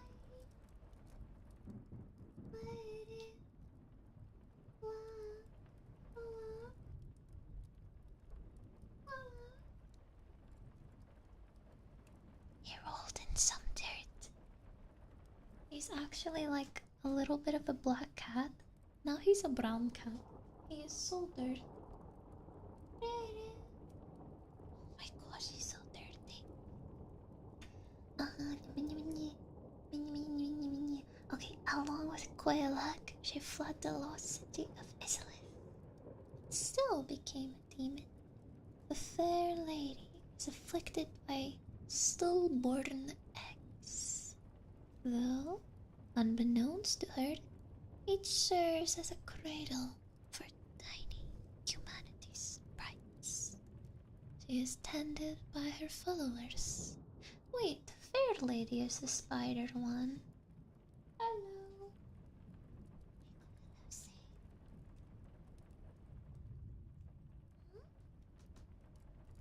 I don't think he wants to say hi.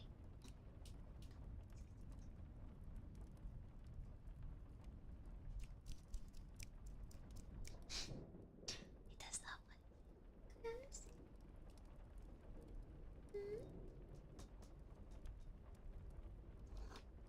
Oh, such a cute.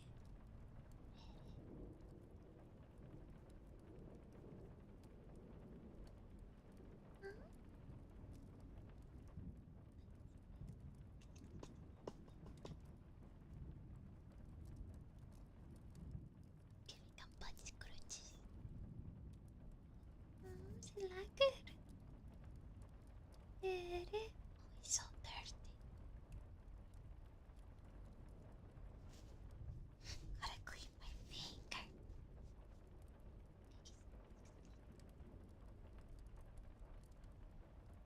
Oh, he's so dirty. I touch him and there's just dust everywhere. They bite. So cute, but so dirty. He loves rolling in dirt. I myself do not enjoy such activities, but to each their own. Okay, the fair. Oh, it's gonna be making noises. Though unbeknownst to her, each serves as a cradle. Okay, she is tended to by her followers, the members of her Chaos Servants Covenant. Bring her the humanity she needs. She is also a firekeeper and manages a bonfire. Oh, so the fair lady is the like the pretty one that's like stuck on the wall type, I think. Yeah, she's next to a bonfire. I can assist an undead by upgrading their Estus flasks. She does not speak a language known to any of us, and can be understood if they have the correct magic ring. So they're like jewelry that you can get that will help you understand some of the people, because you know language barriers suck. And how cool would it be if you can just put on a ring and understand anyone? Members of her covenant to offer her humanity will be taught powerful pyromancies born from the flame of chaos and can access the city of Isilith through a secret entrance. Her true name is unknown, and she isn't given a name, even if you were to tear the entire world apart and check the files. Even then. Now, the scary one. Grave Lord Nito. One of the 4 original soul bearers. Nito's soul grants power over death, Nito can inflict disease and decay and animates skeletons to fight for them. Lackeys, if you will. Along with the other four original lords, he played a major role in defeating the dragons and now holds dominion over a extended system of crypts and tombs where he watches over the dead. Nito leads a covenant. The Grave Lord's servants he use eyes of death to spread misfortune and curses, which produces more of the eyes of death Nito desires. Not much is known about him beyond this, though at some point a group of occultists tried to take part of his Lord's soul in an attempt to slay the gods. Most recently, the necromancer Pinwheel has been slowly draining Nito's power for his own use. Even despite all this, Nito's Lord's soul remains strong enough to satiate the Lord Vessel, and he is still a lord in his own right. I believe if you want to go fight him, you need to gather one of the eyes of death and then go lay in it too, which is not fun. Next, Pinwheel, a necromancer of the catacombs. He has been taking power from Nito's soul for his own needs. Pinwheel appears to have 3 heads and 6 arms and contempt art, although concept art, which is a painting in the game, of him shows 3 separate bodies, either stacked together or fused underneath the robe. Pinwheel himself is not especially powerful and does not accomplish anything of note. His 3 masks are each enchanted with a special power and will fortify the body of anyone wearing them. Next is Seath, the Scaleless. Seath was born without scales that make other dragons immortal. Skillage. In his envy, he betrayed them and stole the primordial crystal, which granted him near complete invulnerability, if not adequate imitation of immortality. Oh, close enough, I'd say, right? Scaleless behavior. So preach, man, preach. I lost my place. After the war, he was given the title of Duke by Gwen, a fragment of Gwen's own soul, and a tower and archives to conduct his research in. Seath eventually codified a system of magic using souls, and is known as the father of sorceries by the dragons. The Dragon School of Vinheim? I'll shoot the whole school that knows him as the father of sorcery. Wow. Seath spent his time trying to find the secrets of immortality and produce scales for himself, but his research eventually drove him mad, and his experiments became more and more deranged. By the time you continue, he is sending minions out to kidnap maidens and perform horrible atrocities on them, turning them into monsters. In his madness, developed powerful sorceries based on a link between souls and crystals, the mere study of which is enough to drive other wizards As with all dragons, his tail can be severed to find a special weapon, the Moonlight Greatsword, a non-physical blade that shoots and is composed of waves of moonlight. Yes, I don't want to hear that word, Packard. Ines has traumatized me with that word. I get an image in my head now, and I don't want it there when I see the word minions. How dare you? How dare you? Oh, Big Hat Logan, a famous sorcerer who once studied at the Vinheim Dragon School of Sorcery. It's not my child. No, I refuse. I refuse to have that be my kid. No, no. A famous sorcerer who once studied at the Vinheim Dragon School of Sorcery. Students of Siet's work, Logan is known for developing new and powerful sorceries, one of which is believed to be on par with Lord Gwyn's lightning. He eventually left the dragon school and traveled to Lordran when he became undead over 100 years ago, seeking Siet's legendary archives.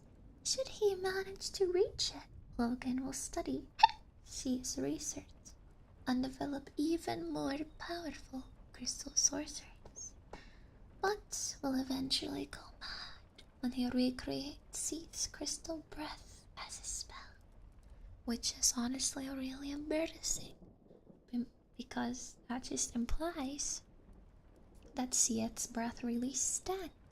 Thank you, Packard. Okay, I'll quickly take a sip.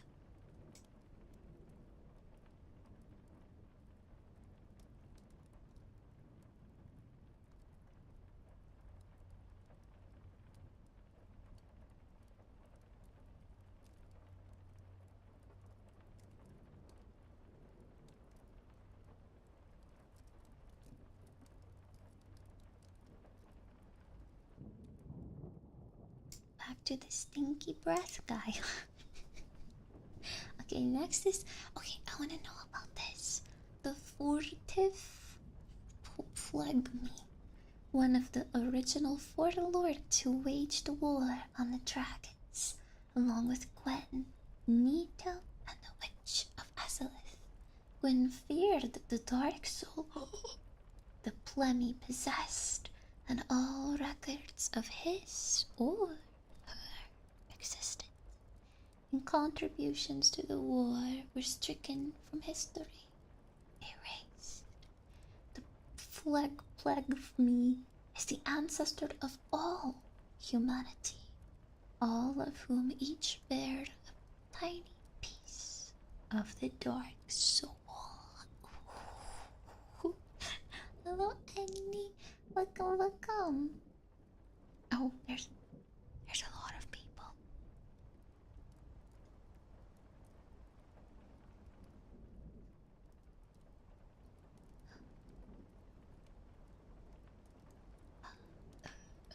I lost my place.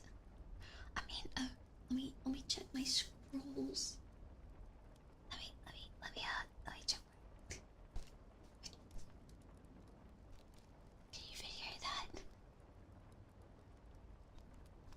Packard, I just drank something 2 minutes ago, Packard. The sound of me reading. I'm giving you time. I don't need to drink water every 2 minutes.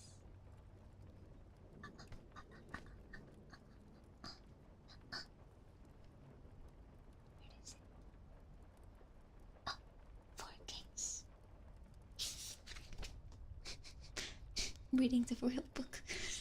The Book of Lore, I've noted that. Yep.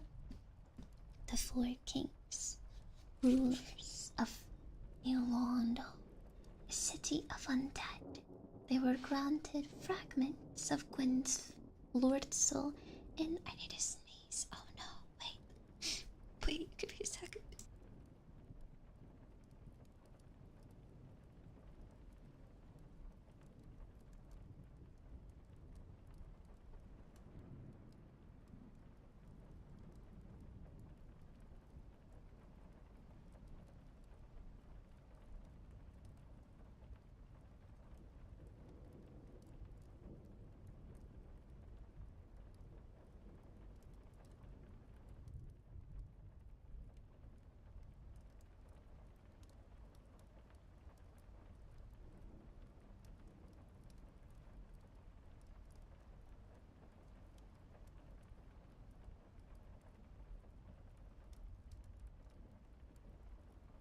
Okay, I'm back. I think the book I have is.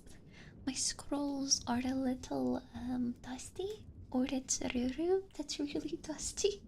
But something here needs to be cleaned, and I think I know. I mean, what?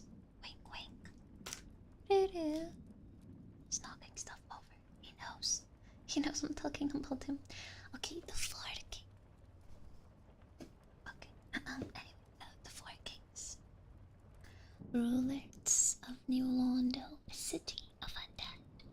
They were granted fragments of Gwyn's Lord Soul in recognition of their skills as leaders, and peacefully ruled New Londo for a time.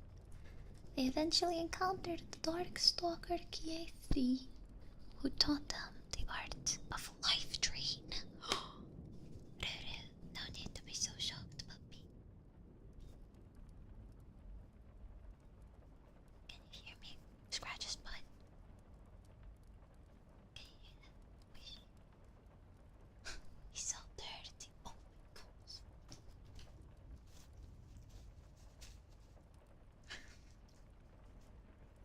New ASMR. Just Ruru licking himself clean after he made himself dirty.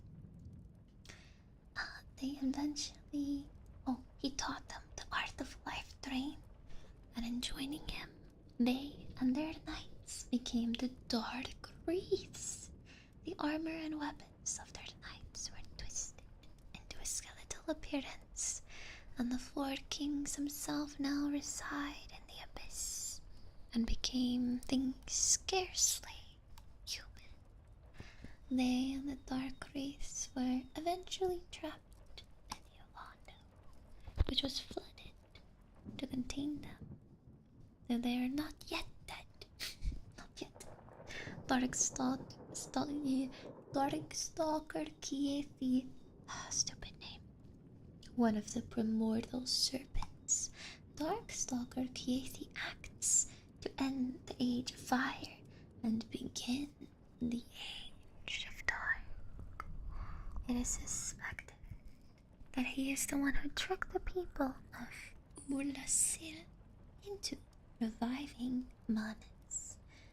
And if you ever talk to the guy, he'll argue that you should forsake the First Flame and become a Lord of Dark, ruling over an age of humanity. His words are true, though much like Frumped, he leaves out a lot of important details that might otherwise leave a person to think twice. Kiethi taught the art of life drain to the Four Kings of New Londo, causing them and their knights to become corrupt by the dark and give rise to the Dark Wraiths. Humanity stealing undead knights who are a threat to anything with a soul. The Dark Wraiths now answer to Kiash, and he commands them to go out and steal humanity from their fellow undead in hopes that one among them will become powerful enough to qualify as a Dark Lord. Should you side with Kiath, Front will denounce them. You will denounce you and leave. But if you side with Front, Kiath will never show himself in the first place. However, I'm just gonna say this is awfully similar to the hateful game series known as Harry Potter. Yes, it's like the guy without the nose. What is his name again? I forget. What is his name? Voldemort. He has this like Voldemort. And the Dark Wreaths are like. The Dark Wreaths. I forget what they're called. Exactly the same. You can't say his name. Oh, but I did. But I did. I did just do that. I'll do it again. Voldemort. Voldemort. Now Manus, father of the abyss, also a man who was also a miss as well. A primeval human. Manus was once a man, but becomes a twisted abomination after being resurrected. You know, I've been reading manga again. That's available in the world of Dark Souls. I've been reading manga again. And there's this one I read last night that was, you're not gonna believe this. Get ready, this one's gonna shock you. But this one was about a villainess whose husband died. I know the villainous part came as such a big sucker. Okay, but it's about a villainess whose husband died. And that made her really sad. Because she loved that dude, man. Like, he was her bae. And he did not like her, apparently. From her perspective, of course. So her husband was poisoned by her brother. Because she wanted to get... Okay, let me give you the lore. Okay, so... the villainess is married to a guy. But... the guy is talking to another girl. And he seems really happy with the other girl. But the villainess and the guy, they're already married, right?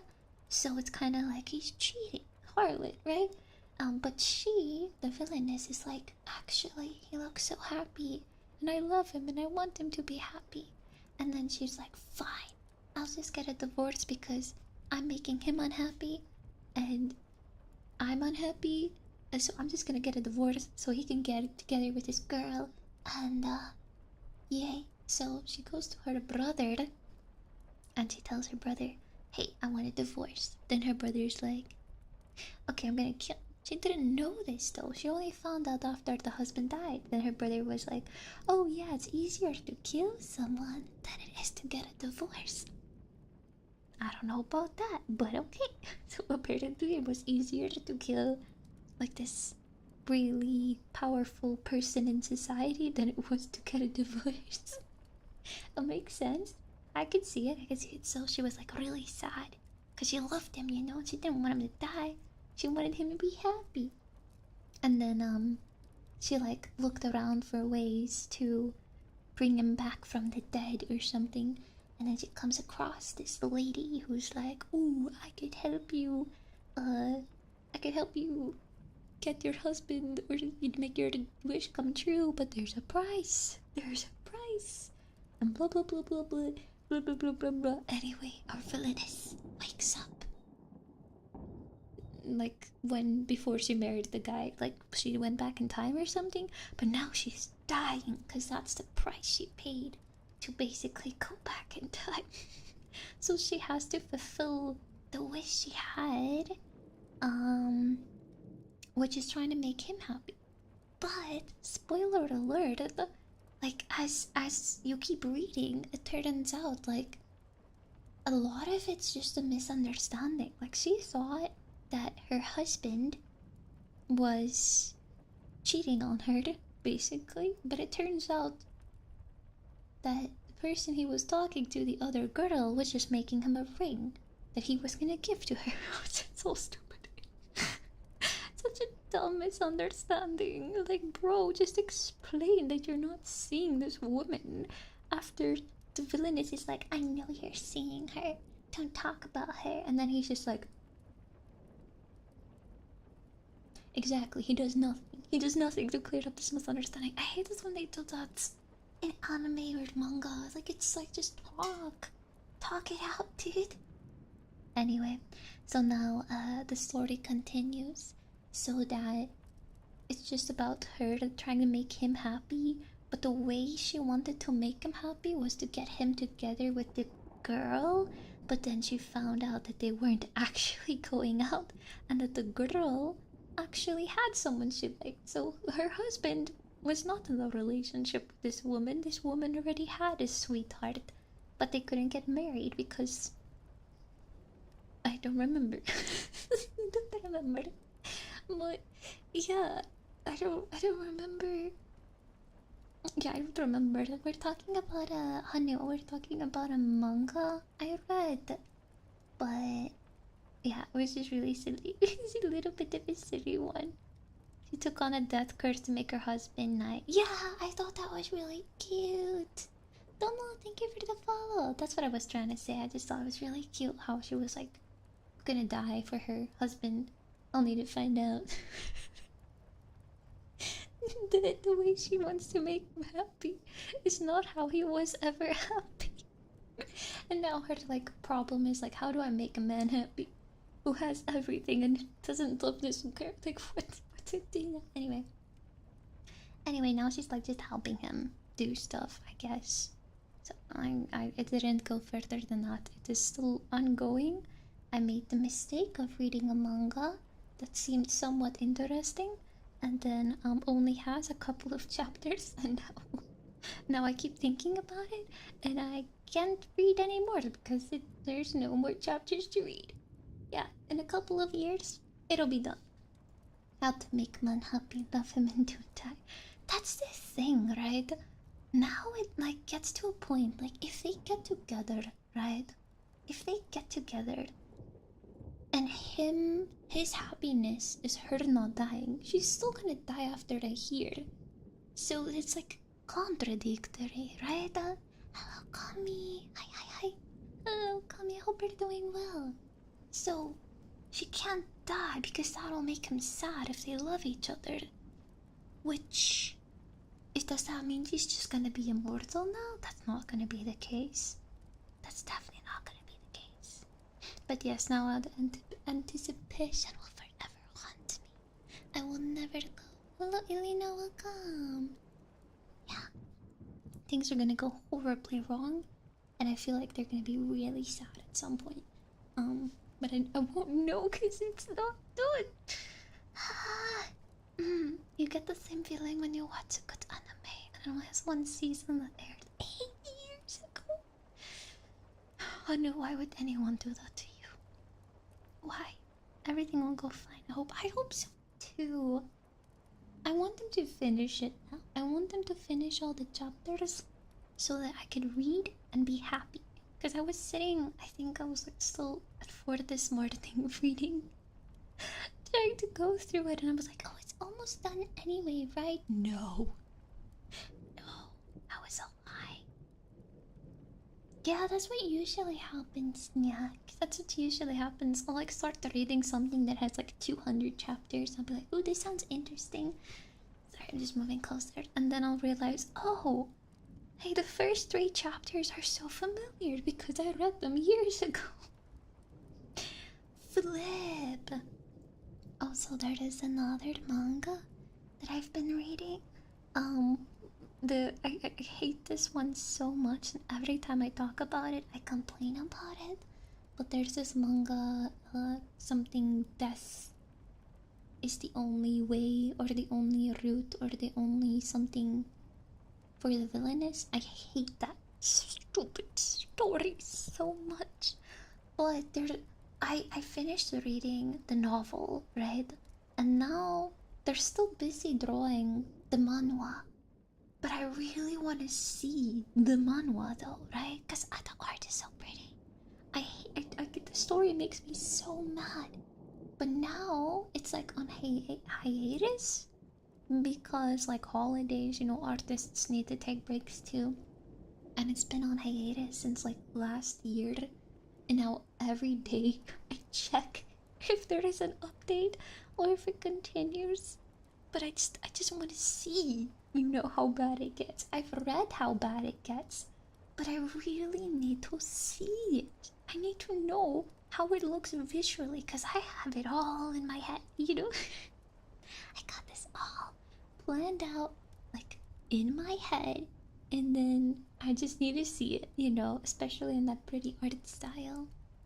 Hey, when a manga sounds interesting, but no fan translators. That has happened a couple of times. Hello, Bobby. That has happened a couple of times. The struggle, sunk cost fallacy. You used 3 words and understood one of those, and it's the word sunk. I think no was don't do it, don't do it. I think the worst manga I have ever read. Sorry, I got so distracted. But the worst manga I have ever read in my life must have been Akatsuki no Yona.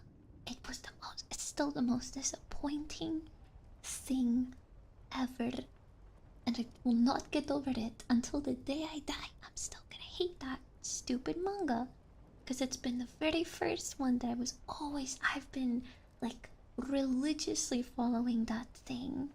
That ending sucked. What ending? It ended? No. Oh, God. Do you mean the anime? Yeah, the anime, but not the manga. What?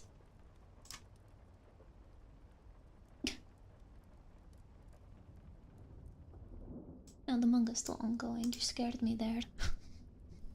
You scared me there, man. You scared me. Holy junk. I wonder if I would have, like, finished reading it. If it was finished. No. No, I would be too mad. I would be too mad. I know the anime. Yeah, it was only 2 seasons. 2014 to 2015 was the anime. The manga has been ongoing since 2009 and they still haven't finished it. Like, bro, wrap it up. Finish it. I don't understand how anyone could be dragging out a series for. It's been over 10 years. It's been over 10 years. Please stop. Get some help. What happened? You forgot reading it. So Akatsuki no Yona is. Oh, I could read you all the plots. Kinda long. Okay, I could summarize it. So 2000 years ago, kinda like the length of this manga. 2000 years ago, there was a dragon who found a nation and gave powers to like 4 humans to protect the people. And then 2000 years later, the story commences with Yona, the sole princess of Koka. Koka, ruled by her pacifistic father king Il. Under the Sky Tribe, Yona lives a lavish, sheltered life from the harrowing reality outside the walls of the Crimson Dragon Castle. Her only friends being her bodyguard Hawk, general of the Wind Tribe, and Suwon, her crush of 10 years, which happens to be her cousin. I am pretty sure. I have to say, there's like there's this plot hole I'll tell you about in a second that makes me so mad. But she has a crush of 10 years on her cousin. But contrary to this peaceful illusion, sure, Kolka is once again on the verge of destruction and is about to undergo a political upheaval. A week before the party celebrating her 16th birthday, Suwon visits to pay tribute to her. That's her cousin that she likes. Upon revealing to her father her intention to marry him, her cousin, Yona, shocked and dismayed that King Il, her dad, forbids her from choosing Suwon as a husband. Shocker, honestly, who could have seen this plot twist coming? On the night of her 16th birthday, Yona visits her father's chambers again, determined to change his mind. Instead, she walks in on Suwon, her cousin, cousin who she wants to marry, who she's had a crush on for 10 years, killing her father. No. No. He just murders her dad in front of her crush, revealing that he had planned a coup d'etat. You know French more than me. And would become Koka's next king. Yona and Hawk become fugitives and are forced to flee Fuga, the capital of the Wind Tribe, under the suggestion of Hawk's adopted grandfather and prior to them. Anyway, so Yona and Hawk, her bodyguard, travel the lands and they find 4 guys who have the power of dragons. The one guy's got a dragon leg, and the one guy's got the dragon arm. One guy's got dragon eyes. And just hear this one, which is absolutely ridiculous. The one is immortal. Can you... the balance. The one guy could like jump really high, and the other one is immortal and has been alive for 2,000 years. It's so stupid. But also, okay, so there's this plot hole that makes me really mad that I think is just so stupid. It's the whole conflict that seems so avoidable because I think that the cousin would have become king anyway, even if he didn't kill Yona's dad. He would have become king anyway because in this age, Yona's a woman and she would not have become king. It's not that type of fantasy. So it's like,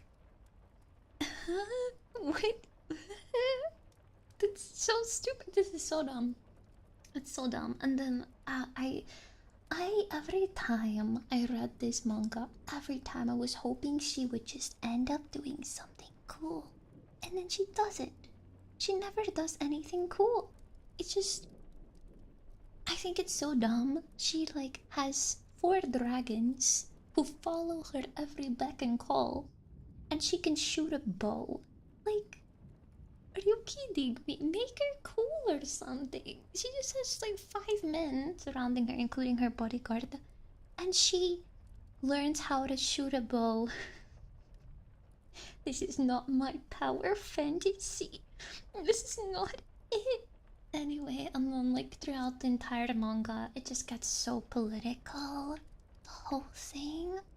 It like just slowly but surely, it turns into, so, this guy, Cookie Brain, is the king of Cokeland, and he does human trafficking, and we will talk to someone and hope it fixes the traffic. And then there's like drugs, and then there's it devolves from this really cute shoujo like thing into, hey, do you remember that general that killed 5 people and was spoken about it 1 chapter ago? 90 chapters ago? That guy? He's gonna be important now. It's just so stupid. Oh, I get so mad. But this is not the world of Dark Souls. If it was, I would hate the game. But yeah, it did. Yeah, Murdered It did. It got adapted into a anime. But I have to say, Yona, the main character, she did have like really cool scenes and stuff where she kind of goes from "Ibe kawaii desu" to "I'm sexy and I'm cool." I guess sexy is not the right word, but she does have like her moments where she like shoots a bow and kills a guy, and then the camera pans to her and she's like cool. And then after that she like sprains her ankle or something. She's like, oh no, I got hit. Okay, you get the point. I hate this manga so much. I have to say, I think it is my least favorite manga ever, and I think it should end so that I could read it and hate it again. I need it to finish. I don't think it's gonna finish. It's been over 10 years since it started, and I don't I'm gonna be honest, I think if I pick up the manga right now and read the latest chapter, I am gonna be just as confused as when I read it and knew the context. You could. What?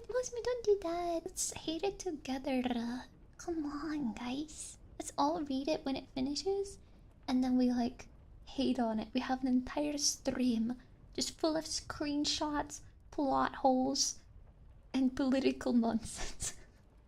No, Snacks, don't you even say that. The book club, but only for this one, okay?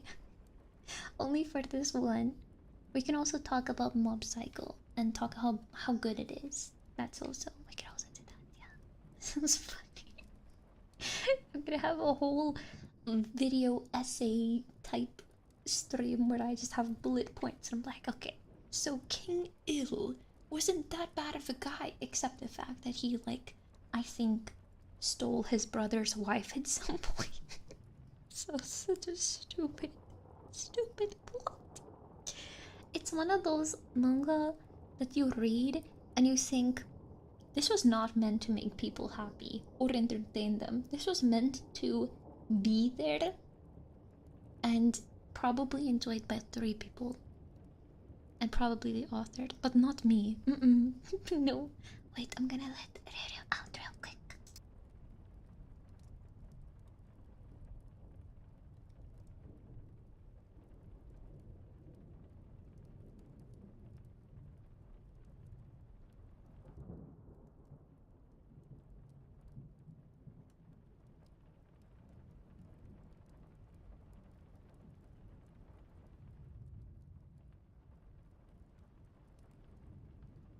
Okay, I'm back.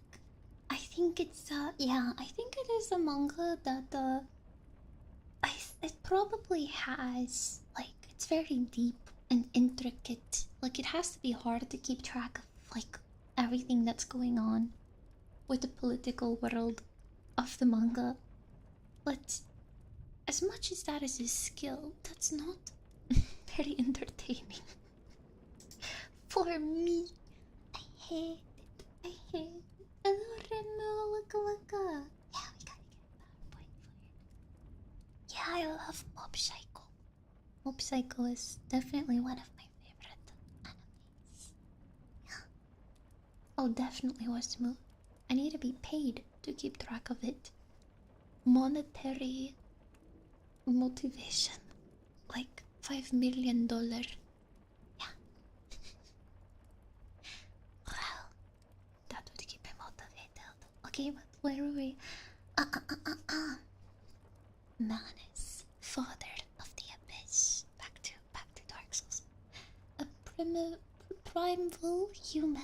Manus was once a man, but becomes a twisted abomination after being resurrected. His humanity goes wild and similarly mutates any other human that comes into contact with it. He is a dark sorcerer of immense power and wields the strength of the abyss to bring the kingdom of Urasin to its knees in short order, capturing Princess Dusk. The abyss speaks. Yeah, the abyss spreads rapidly under his guidance. And while its spread is halted by his death, Koff notes that this is only a temporary measure. Knight Arthurius attempts to stop him and is defeated. Manus himself is wrapped beyond the ability. I can't read. Warped beyond the ability to reason by his revival, and desperately seeks his precious pendant, which he never finds. He demonstrates the ability to reach beyond space and time, snatching at least 2 people from the future and dragging them back into the past. Yeah, he is kinda sick freak. Oh, Hanu, you know what? That's so funny you say that, because I started watching Mob Psycho and immediately immediately dropped it because of the art style. Like I can't watch it. It's like One Piece. I don't even want to try One Piece. It's way too long. But yeah, I dropped it in like a couple months, probably like a year or two later. I got back to it because I was bored, and I was like, oh my gosh, and I got so sucked into it. But yeah, the art style is a little bit not my style, but I think after a while it grows a little endearing. Yeah, yeah, yeah. Stone Dragon of Ashling. It's not one's fault he can't draw. His name is Peace. Stir. Get your facts right if you're gonna defend someone. Stone Dragon of Ashling, a descendant of ancient dragons and leader of a covenant of undead who seek to become dragons themselves. You can join a covenant of the Stone Dragon to receive items that are able to partially transform you into a dragon. I have done this before, and you look stupid, and you look ugly. Don't do it. you genuinely end up looking like a scaly. Not a good look. The Dragon Greatsword, a weapon imbued with the Stone Dragon's power, is found by cutting its tail. The dragon doesn't seem to mind and doesn't become hostile to the player if they cut its tail. Black Dragon Kalamita. Kalamita. An ancient and powerful dragon and survivor of the war against dragons. Kalamita himself was above and beyond the other dragons in terms of strength, and Gwyn and the other lords dared not provoke his ire. Those who challenge Calamites can expect a long and difficult fight, for a cursed ring that makes its wearer take double damage from emanating. What? Wait, what?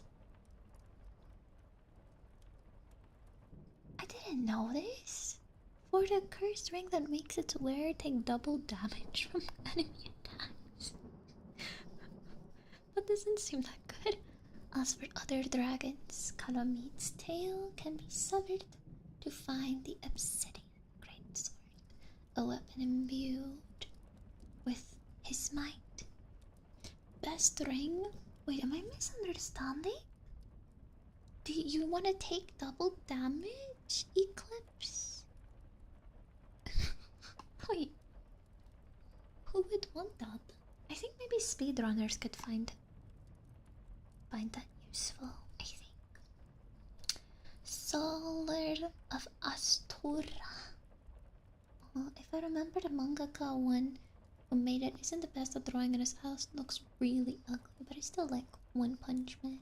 Yeah, One Punch Man, for some reason, I found more not bearable, but I found it easier to watch. Although I wasn't a fan of it, I think the style is still a little bit more refined for some reason. But yeah, it's definitely something that grows endearing the more you watch it, I think. And I think also in in what is this thing? In Mob Psycho, you can see like little Easter eggs of Saitama, like on posters or phone wallpapers and all that. So it's really cute to see like a little bit of a crossover. Challenge modding. Oh yeah, that's what I was thinking. Ornstein. Could see how I think I've seen a speedrunner use it before. Yeah. Got the concept out with their drawing style. What an inspiration, man. Genuinely. But I really like. I'm not a big fan of One Punch Man. I think with One Punch. I liked the first season, and after that, they lost the plot on me, man. they, I liked the first one, and then after that, I was like, skip, skip, skip, skip, and I stopped watching. Yeah, but I was the Mob Psycho. I loved all of the seasons. Makes me want to rewatch it. Ah, no. The art went downhill too. Really? I didn't really notice the art. Because I think I stopped watching before it got bad. Started. Maybe. Solar of Astora. Knight Solar is a follower of the Warriors of Sunlight Covenant and introduces the player to the games. It introduces you to playing together with other people. Solar worships the god Gwyn and desires to find a son of his own. Like not a child, the flaming ball of fire type son. Contrary to some theories, he is an ordinary human, and his excessive power is only a result of training and dedication to his call, as explained in the descriptions for his equipment. Soltaire's questline has two ends. In one, he falls into despair and finds a sunlight maggot, a shining and parasitic demon that drives him insane. But if the player kills the sunlight maggot before he can find it, Solitaire will instead recover from his despair and later offers his assistance against Gwyn, the Lord of Cinder. I think when I played, I think I might have killed the guy by accident. Yeah. And lost the production value. Oh, it's because of the studio switching. Ah, that makes sense. It's sad when the art gets worse. It is. Oh my gosh, I don't know if you guys saw this. I did not watch this yet.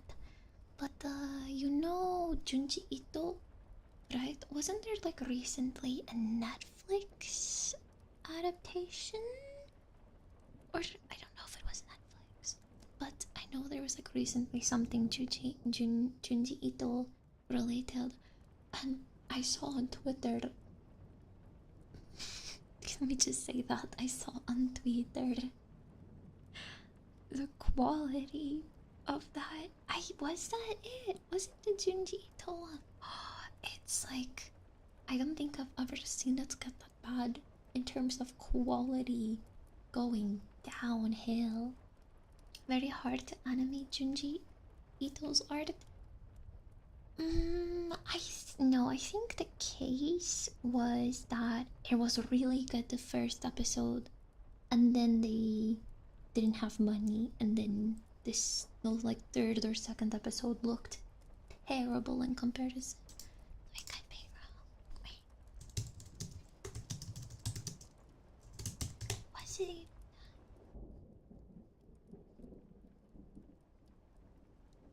I don't remember if it was Junji Ito. Yeah, it was a production problem. But was it?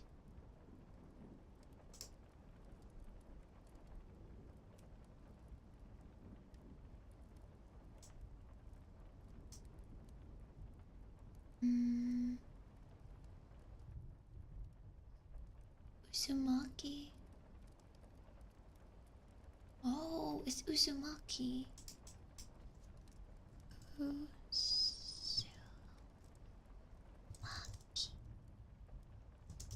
Well, if you type it in, you type in Uzumaki, one of the pop-up recommendations is quality drop,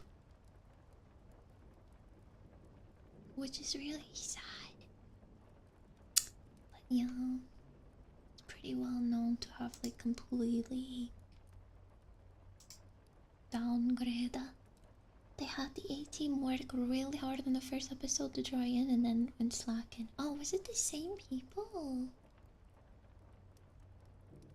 I honestly, when I heard about it, the first thing I thought was, oh, this is intentional. They're intentionally taking the quality down because it's like, ooh, you know, Junji Ito, and things get creepy. I mean, that would have been cooler than, than the production not being as good. Because if it was intentional, it would kind of be like, whoa, it's so cool. You can see, like, in the animation and in the art how things are going crazy. But no.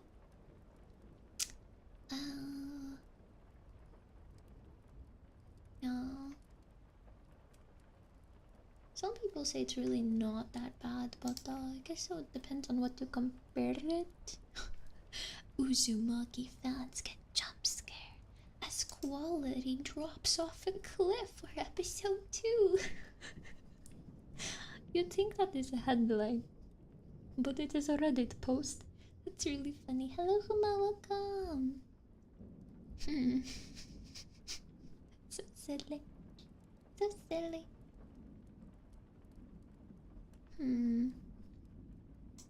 Yeah, there was one of Junji Ito stuff. Quality drop, it hurts, man. Hello, Stella, welcome. Adult Swim. The first episode was great, and the rest were a huge downgrade. Adult Swim. Are they like really popular too? I'm not too familiar. Andre's the blacksmith. Andre of Astora, a blacksmith from Astora, trained in smithing weapons, both mundane and divine. He can reinforce weapons to their maximum strength or infuse them with divine power to gain bonus damage from faith. Peculiarly, he has a unique model and is the only character whose mouth moves when speaking. The statues that hold the divine embers share his model. I've actually watched a video where they were like, it was like a fun fact video, and I think Andre is also like the only character who has rag doll physics, I think. I could be wrong on that. But I know there was something else about his body that was very unique. And I don't remember if this was in Dark Souls 1 or 3 or 2, but there's like a library with a lot of books and lizards. And there's one lizard that pulls a lever, and it turns out that that lizard is like smaller than all the other lizards because they couldn't like fit the they couldn't fit the animations to the normal lizard model because it was too tall or something. Really silly video about like fun facts that you missed or like cool interesting game details. Hello, Dexicon! Witless tarnished smouldering with thy meager flame. For my flame is not meager, it burns brighter than the wit of most. Designed over together, it's so cute. Designated clever pulling lizard. A little guy. You're human, yeah, human wearing a snake head. That was in the right tracks. Isn't that cute? Isn't that cute? Okay, Andre. Oh, we're done with Andre. There's not much to say about Andre, it seems. Siegmeyer of Katarina. A knight of Katarina. Is this the onion dude? I think so. Siegmeyer came to Lordran when he became undead. Siegmeyer is searching for adventure, and the player can find him in a variety of predicaments throughout the game. His questline is linked with his daughter Sieglinda, and both must be completed together. Sieglinda of Katarina, daughter of Siegmeyer, she is searching for her father to give him her mother's last words. If their questline is complete, she eventually finds him. But he has gone hollow. She resolves to kill him again and again until he can finally rest permanently. Onion man. That's really sad. Laurentius of the Great Swamp. A pyromancer from the Great Swamp. Laurentius was overjoyed when he became undead and journeyed to Mordrin in the hopes that he may someday find the legendary witch, Quilana, the mother of pyromancy. He teaches you basic pyromancy skills and will give you a part of his own pyromancy flame if you don't have one. If the player finds Quilana, they can tell him about her. He will leave to find her but wanders lost through Blighttown and eventually goes hollow. Everyone has such sad stories. Hello, down. Someone pulled you from the future. It is me, Tanyantes. Aingi.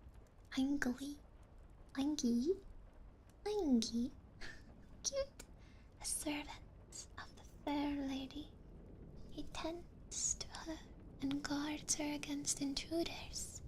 He bears parasitic eggs as a sign of devotion and sympathy for the fair lady's suffering. He was once a pyromancer from the Great Swamp, but was driven out for his perverse previsions of the art of fire, which turned flame into cloud of poison and inflicted prolonged suffering upon others.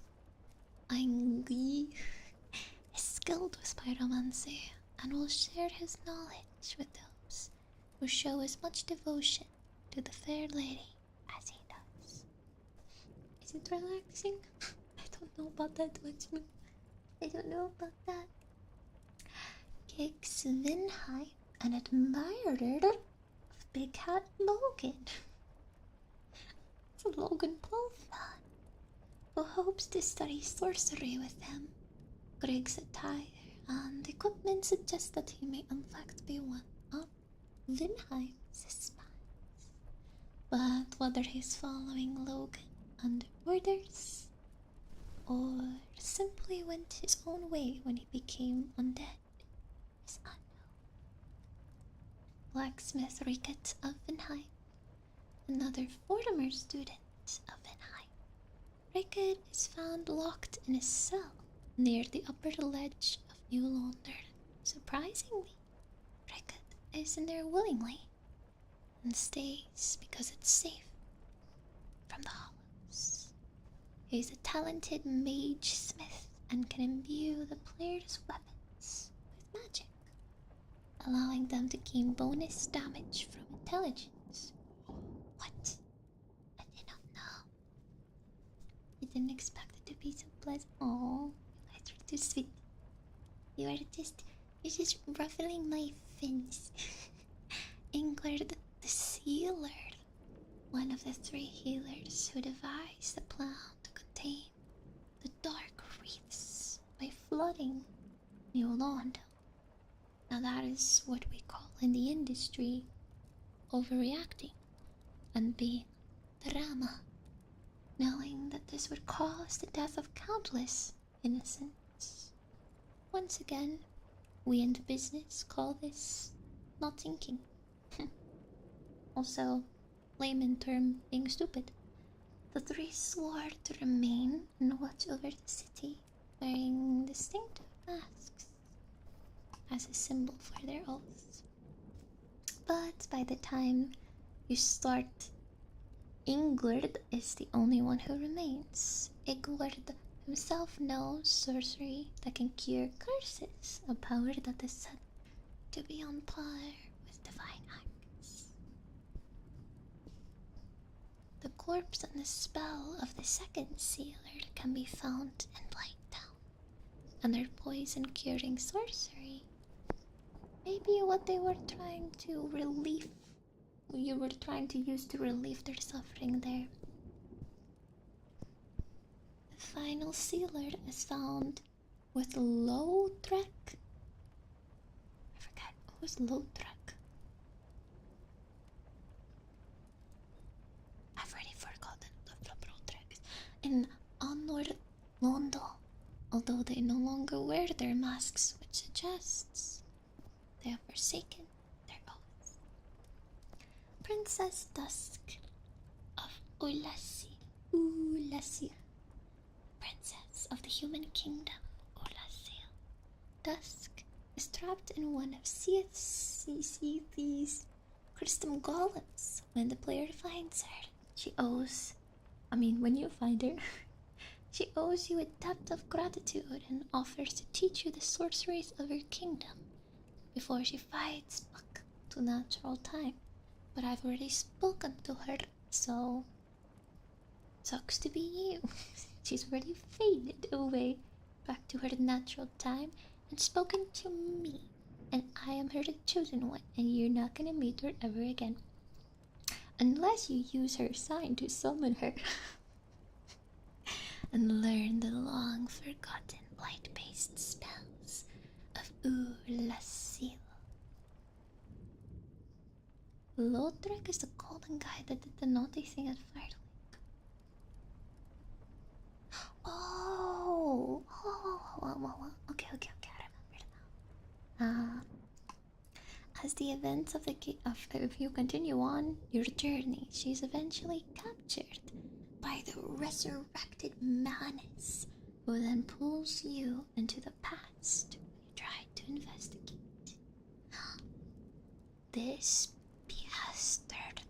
Oh my gosh, my ceiling is creaking. Patches, the hyena. Patches is a wandering merchant, traveling the world and selling his wares. Beware, he is known for tricking people and luring them into death traps and looting their corpses for trinkets to sell. If you forgive him for this, he will eventually offer to sell you his wares. But he holds a great disdain for clerics and will never make peace if you happen to be one. Then we have crossbred Priscilla. I don't know about that, White. I myself am not familiar with anyone as tricky and mischievous as Patches. I roll to eat them. You are more than welcome. More than welcome. Crossbred Priscilla. She's the cat girl, right? Half dragon hybrid, aka the cat girl. Priscilla was a forlorn and outcast, feared by the gods for her power of life hunts, and eventually found her way to the painted world of Aramis. Her weapons are imbued with the power of life hunt, which causes heavy bleeding in living things, but only the living. She is not initially hostile and simply asks the player to return to their own world when first encountered. As with other dragons, your tail can cut to find a special weapon. Your heart is at peace thanks to the coming anglerfish. Oh gosh, Aloe, I don't know about calling me the Hinglerfish. I don't know about that one. I didn't know it was called that. The gaping demon, the descendant from ancient dragons. The gaping demon was consumed by gluttony and slowly transformed into a giant mouse. I remember this guy. It attacks the player relentlessly, and its hunger must be killed because it ate the key to Bloodtown. Cutting off its tail will give you the Dragon King Great Axe, a weapon imbued with the Gaping Dragon's strength. relentlessly. Marvelous Chester, a man of mystery, snatched from the future by Manu and stranded in the past in Ulasil. He can serve as a merchant. Elizabeth, a giant mushroom who is guardian to the sanctuary in Ulasil and godmother to Princess Dusk. She is the source of the legend of the Abyss Walk. Ooh. And those are all the characters. Each and every one of them. Timeline. A little is known about the time, but from dialogue we can tell in Lordran, the flow of time is distorted. The flow of time itself is convoluted, with heroes century-old phasing in and out. Quilana says 1,000 years of atonement must surely be enough. Should be referring to the bed of chaos catastrophe. King Cedar Fram said, "You have received the Lord Vessel after 1,000 years." Big Hat Logan. He was a royal member of Dragon's Court until he turned undead. Only that was 1,000 years ago. Salaman, the master pyromancer, accepted as Quelliana's pupil 200 years ago. Oh. So a lot of stuff just happened like 1,000 years ago? Continue smooth, have a good one, sleep well. I want nothing. And then there's some neighboring lands.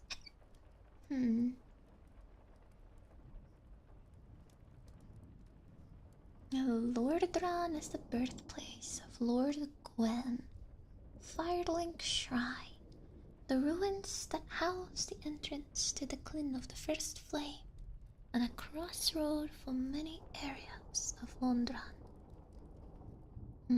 Yeah, sure, that's a place like where you usually go to the most. Undead Bird, once a bustling hive of activity and civilization kept safe.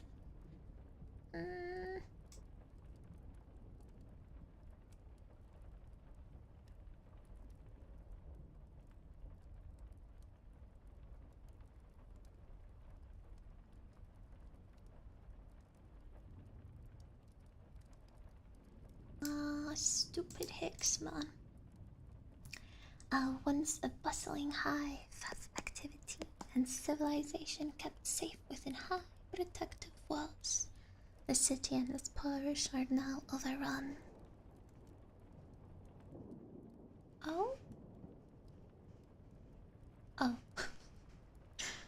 Oh. That's fine. Might as well turn off the ambient noise now, it's really raining. Oh, I didn't know it was gonna rain. Well, I think I'm gonna leave it there to bed. Cause it gets a little too loud for my ears with the headset. But thank you guys so much for sitting by this fire with me. I hope you enjoyed the stories of these cursed, dark, mysterious, explained lands. I had a lot of fun. Maybe next time I could do something a little bit more professional, something a little bit more ASMR-y, ASMR-like. Yeah. So I hope today was fine. I just wanted to do something silly and hang out. I hope that's okay. Let's see. Oh, we already gonna. I think I'll just leave it because it's ASMR. Yeah, that might be a good idea. But thank you guys so much for coming. I appreciate it. You have a good evening. And I hope I'm not too bad at ASMR. Everything is fine. I don't know if there are people that are asleep. I'd have to read someone doing ASMR, and I don't think anyone I know is probably doing it. It's fine. It's okay. It's okay. I hope you guys had fun. Thank you so much for coming. You have a good one. Oh, Packard. Oh no, I hope I don't wake you up. Thank you, Yon. I'll take a sip. Have a good night, Gloom. Thank you so much for the 2 months. Thank you guys so much for coming.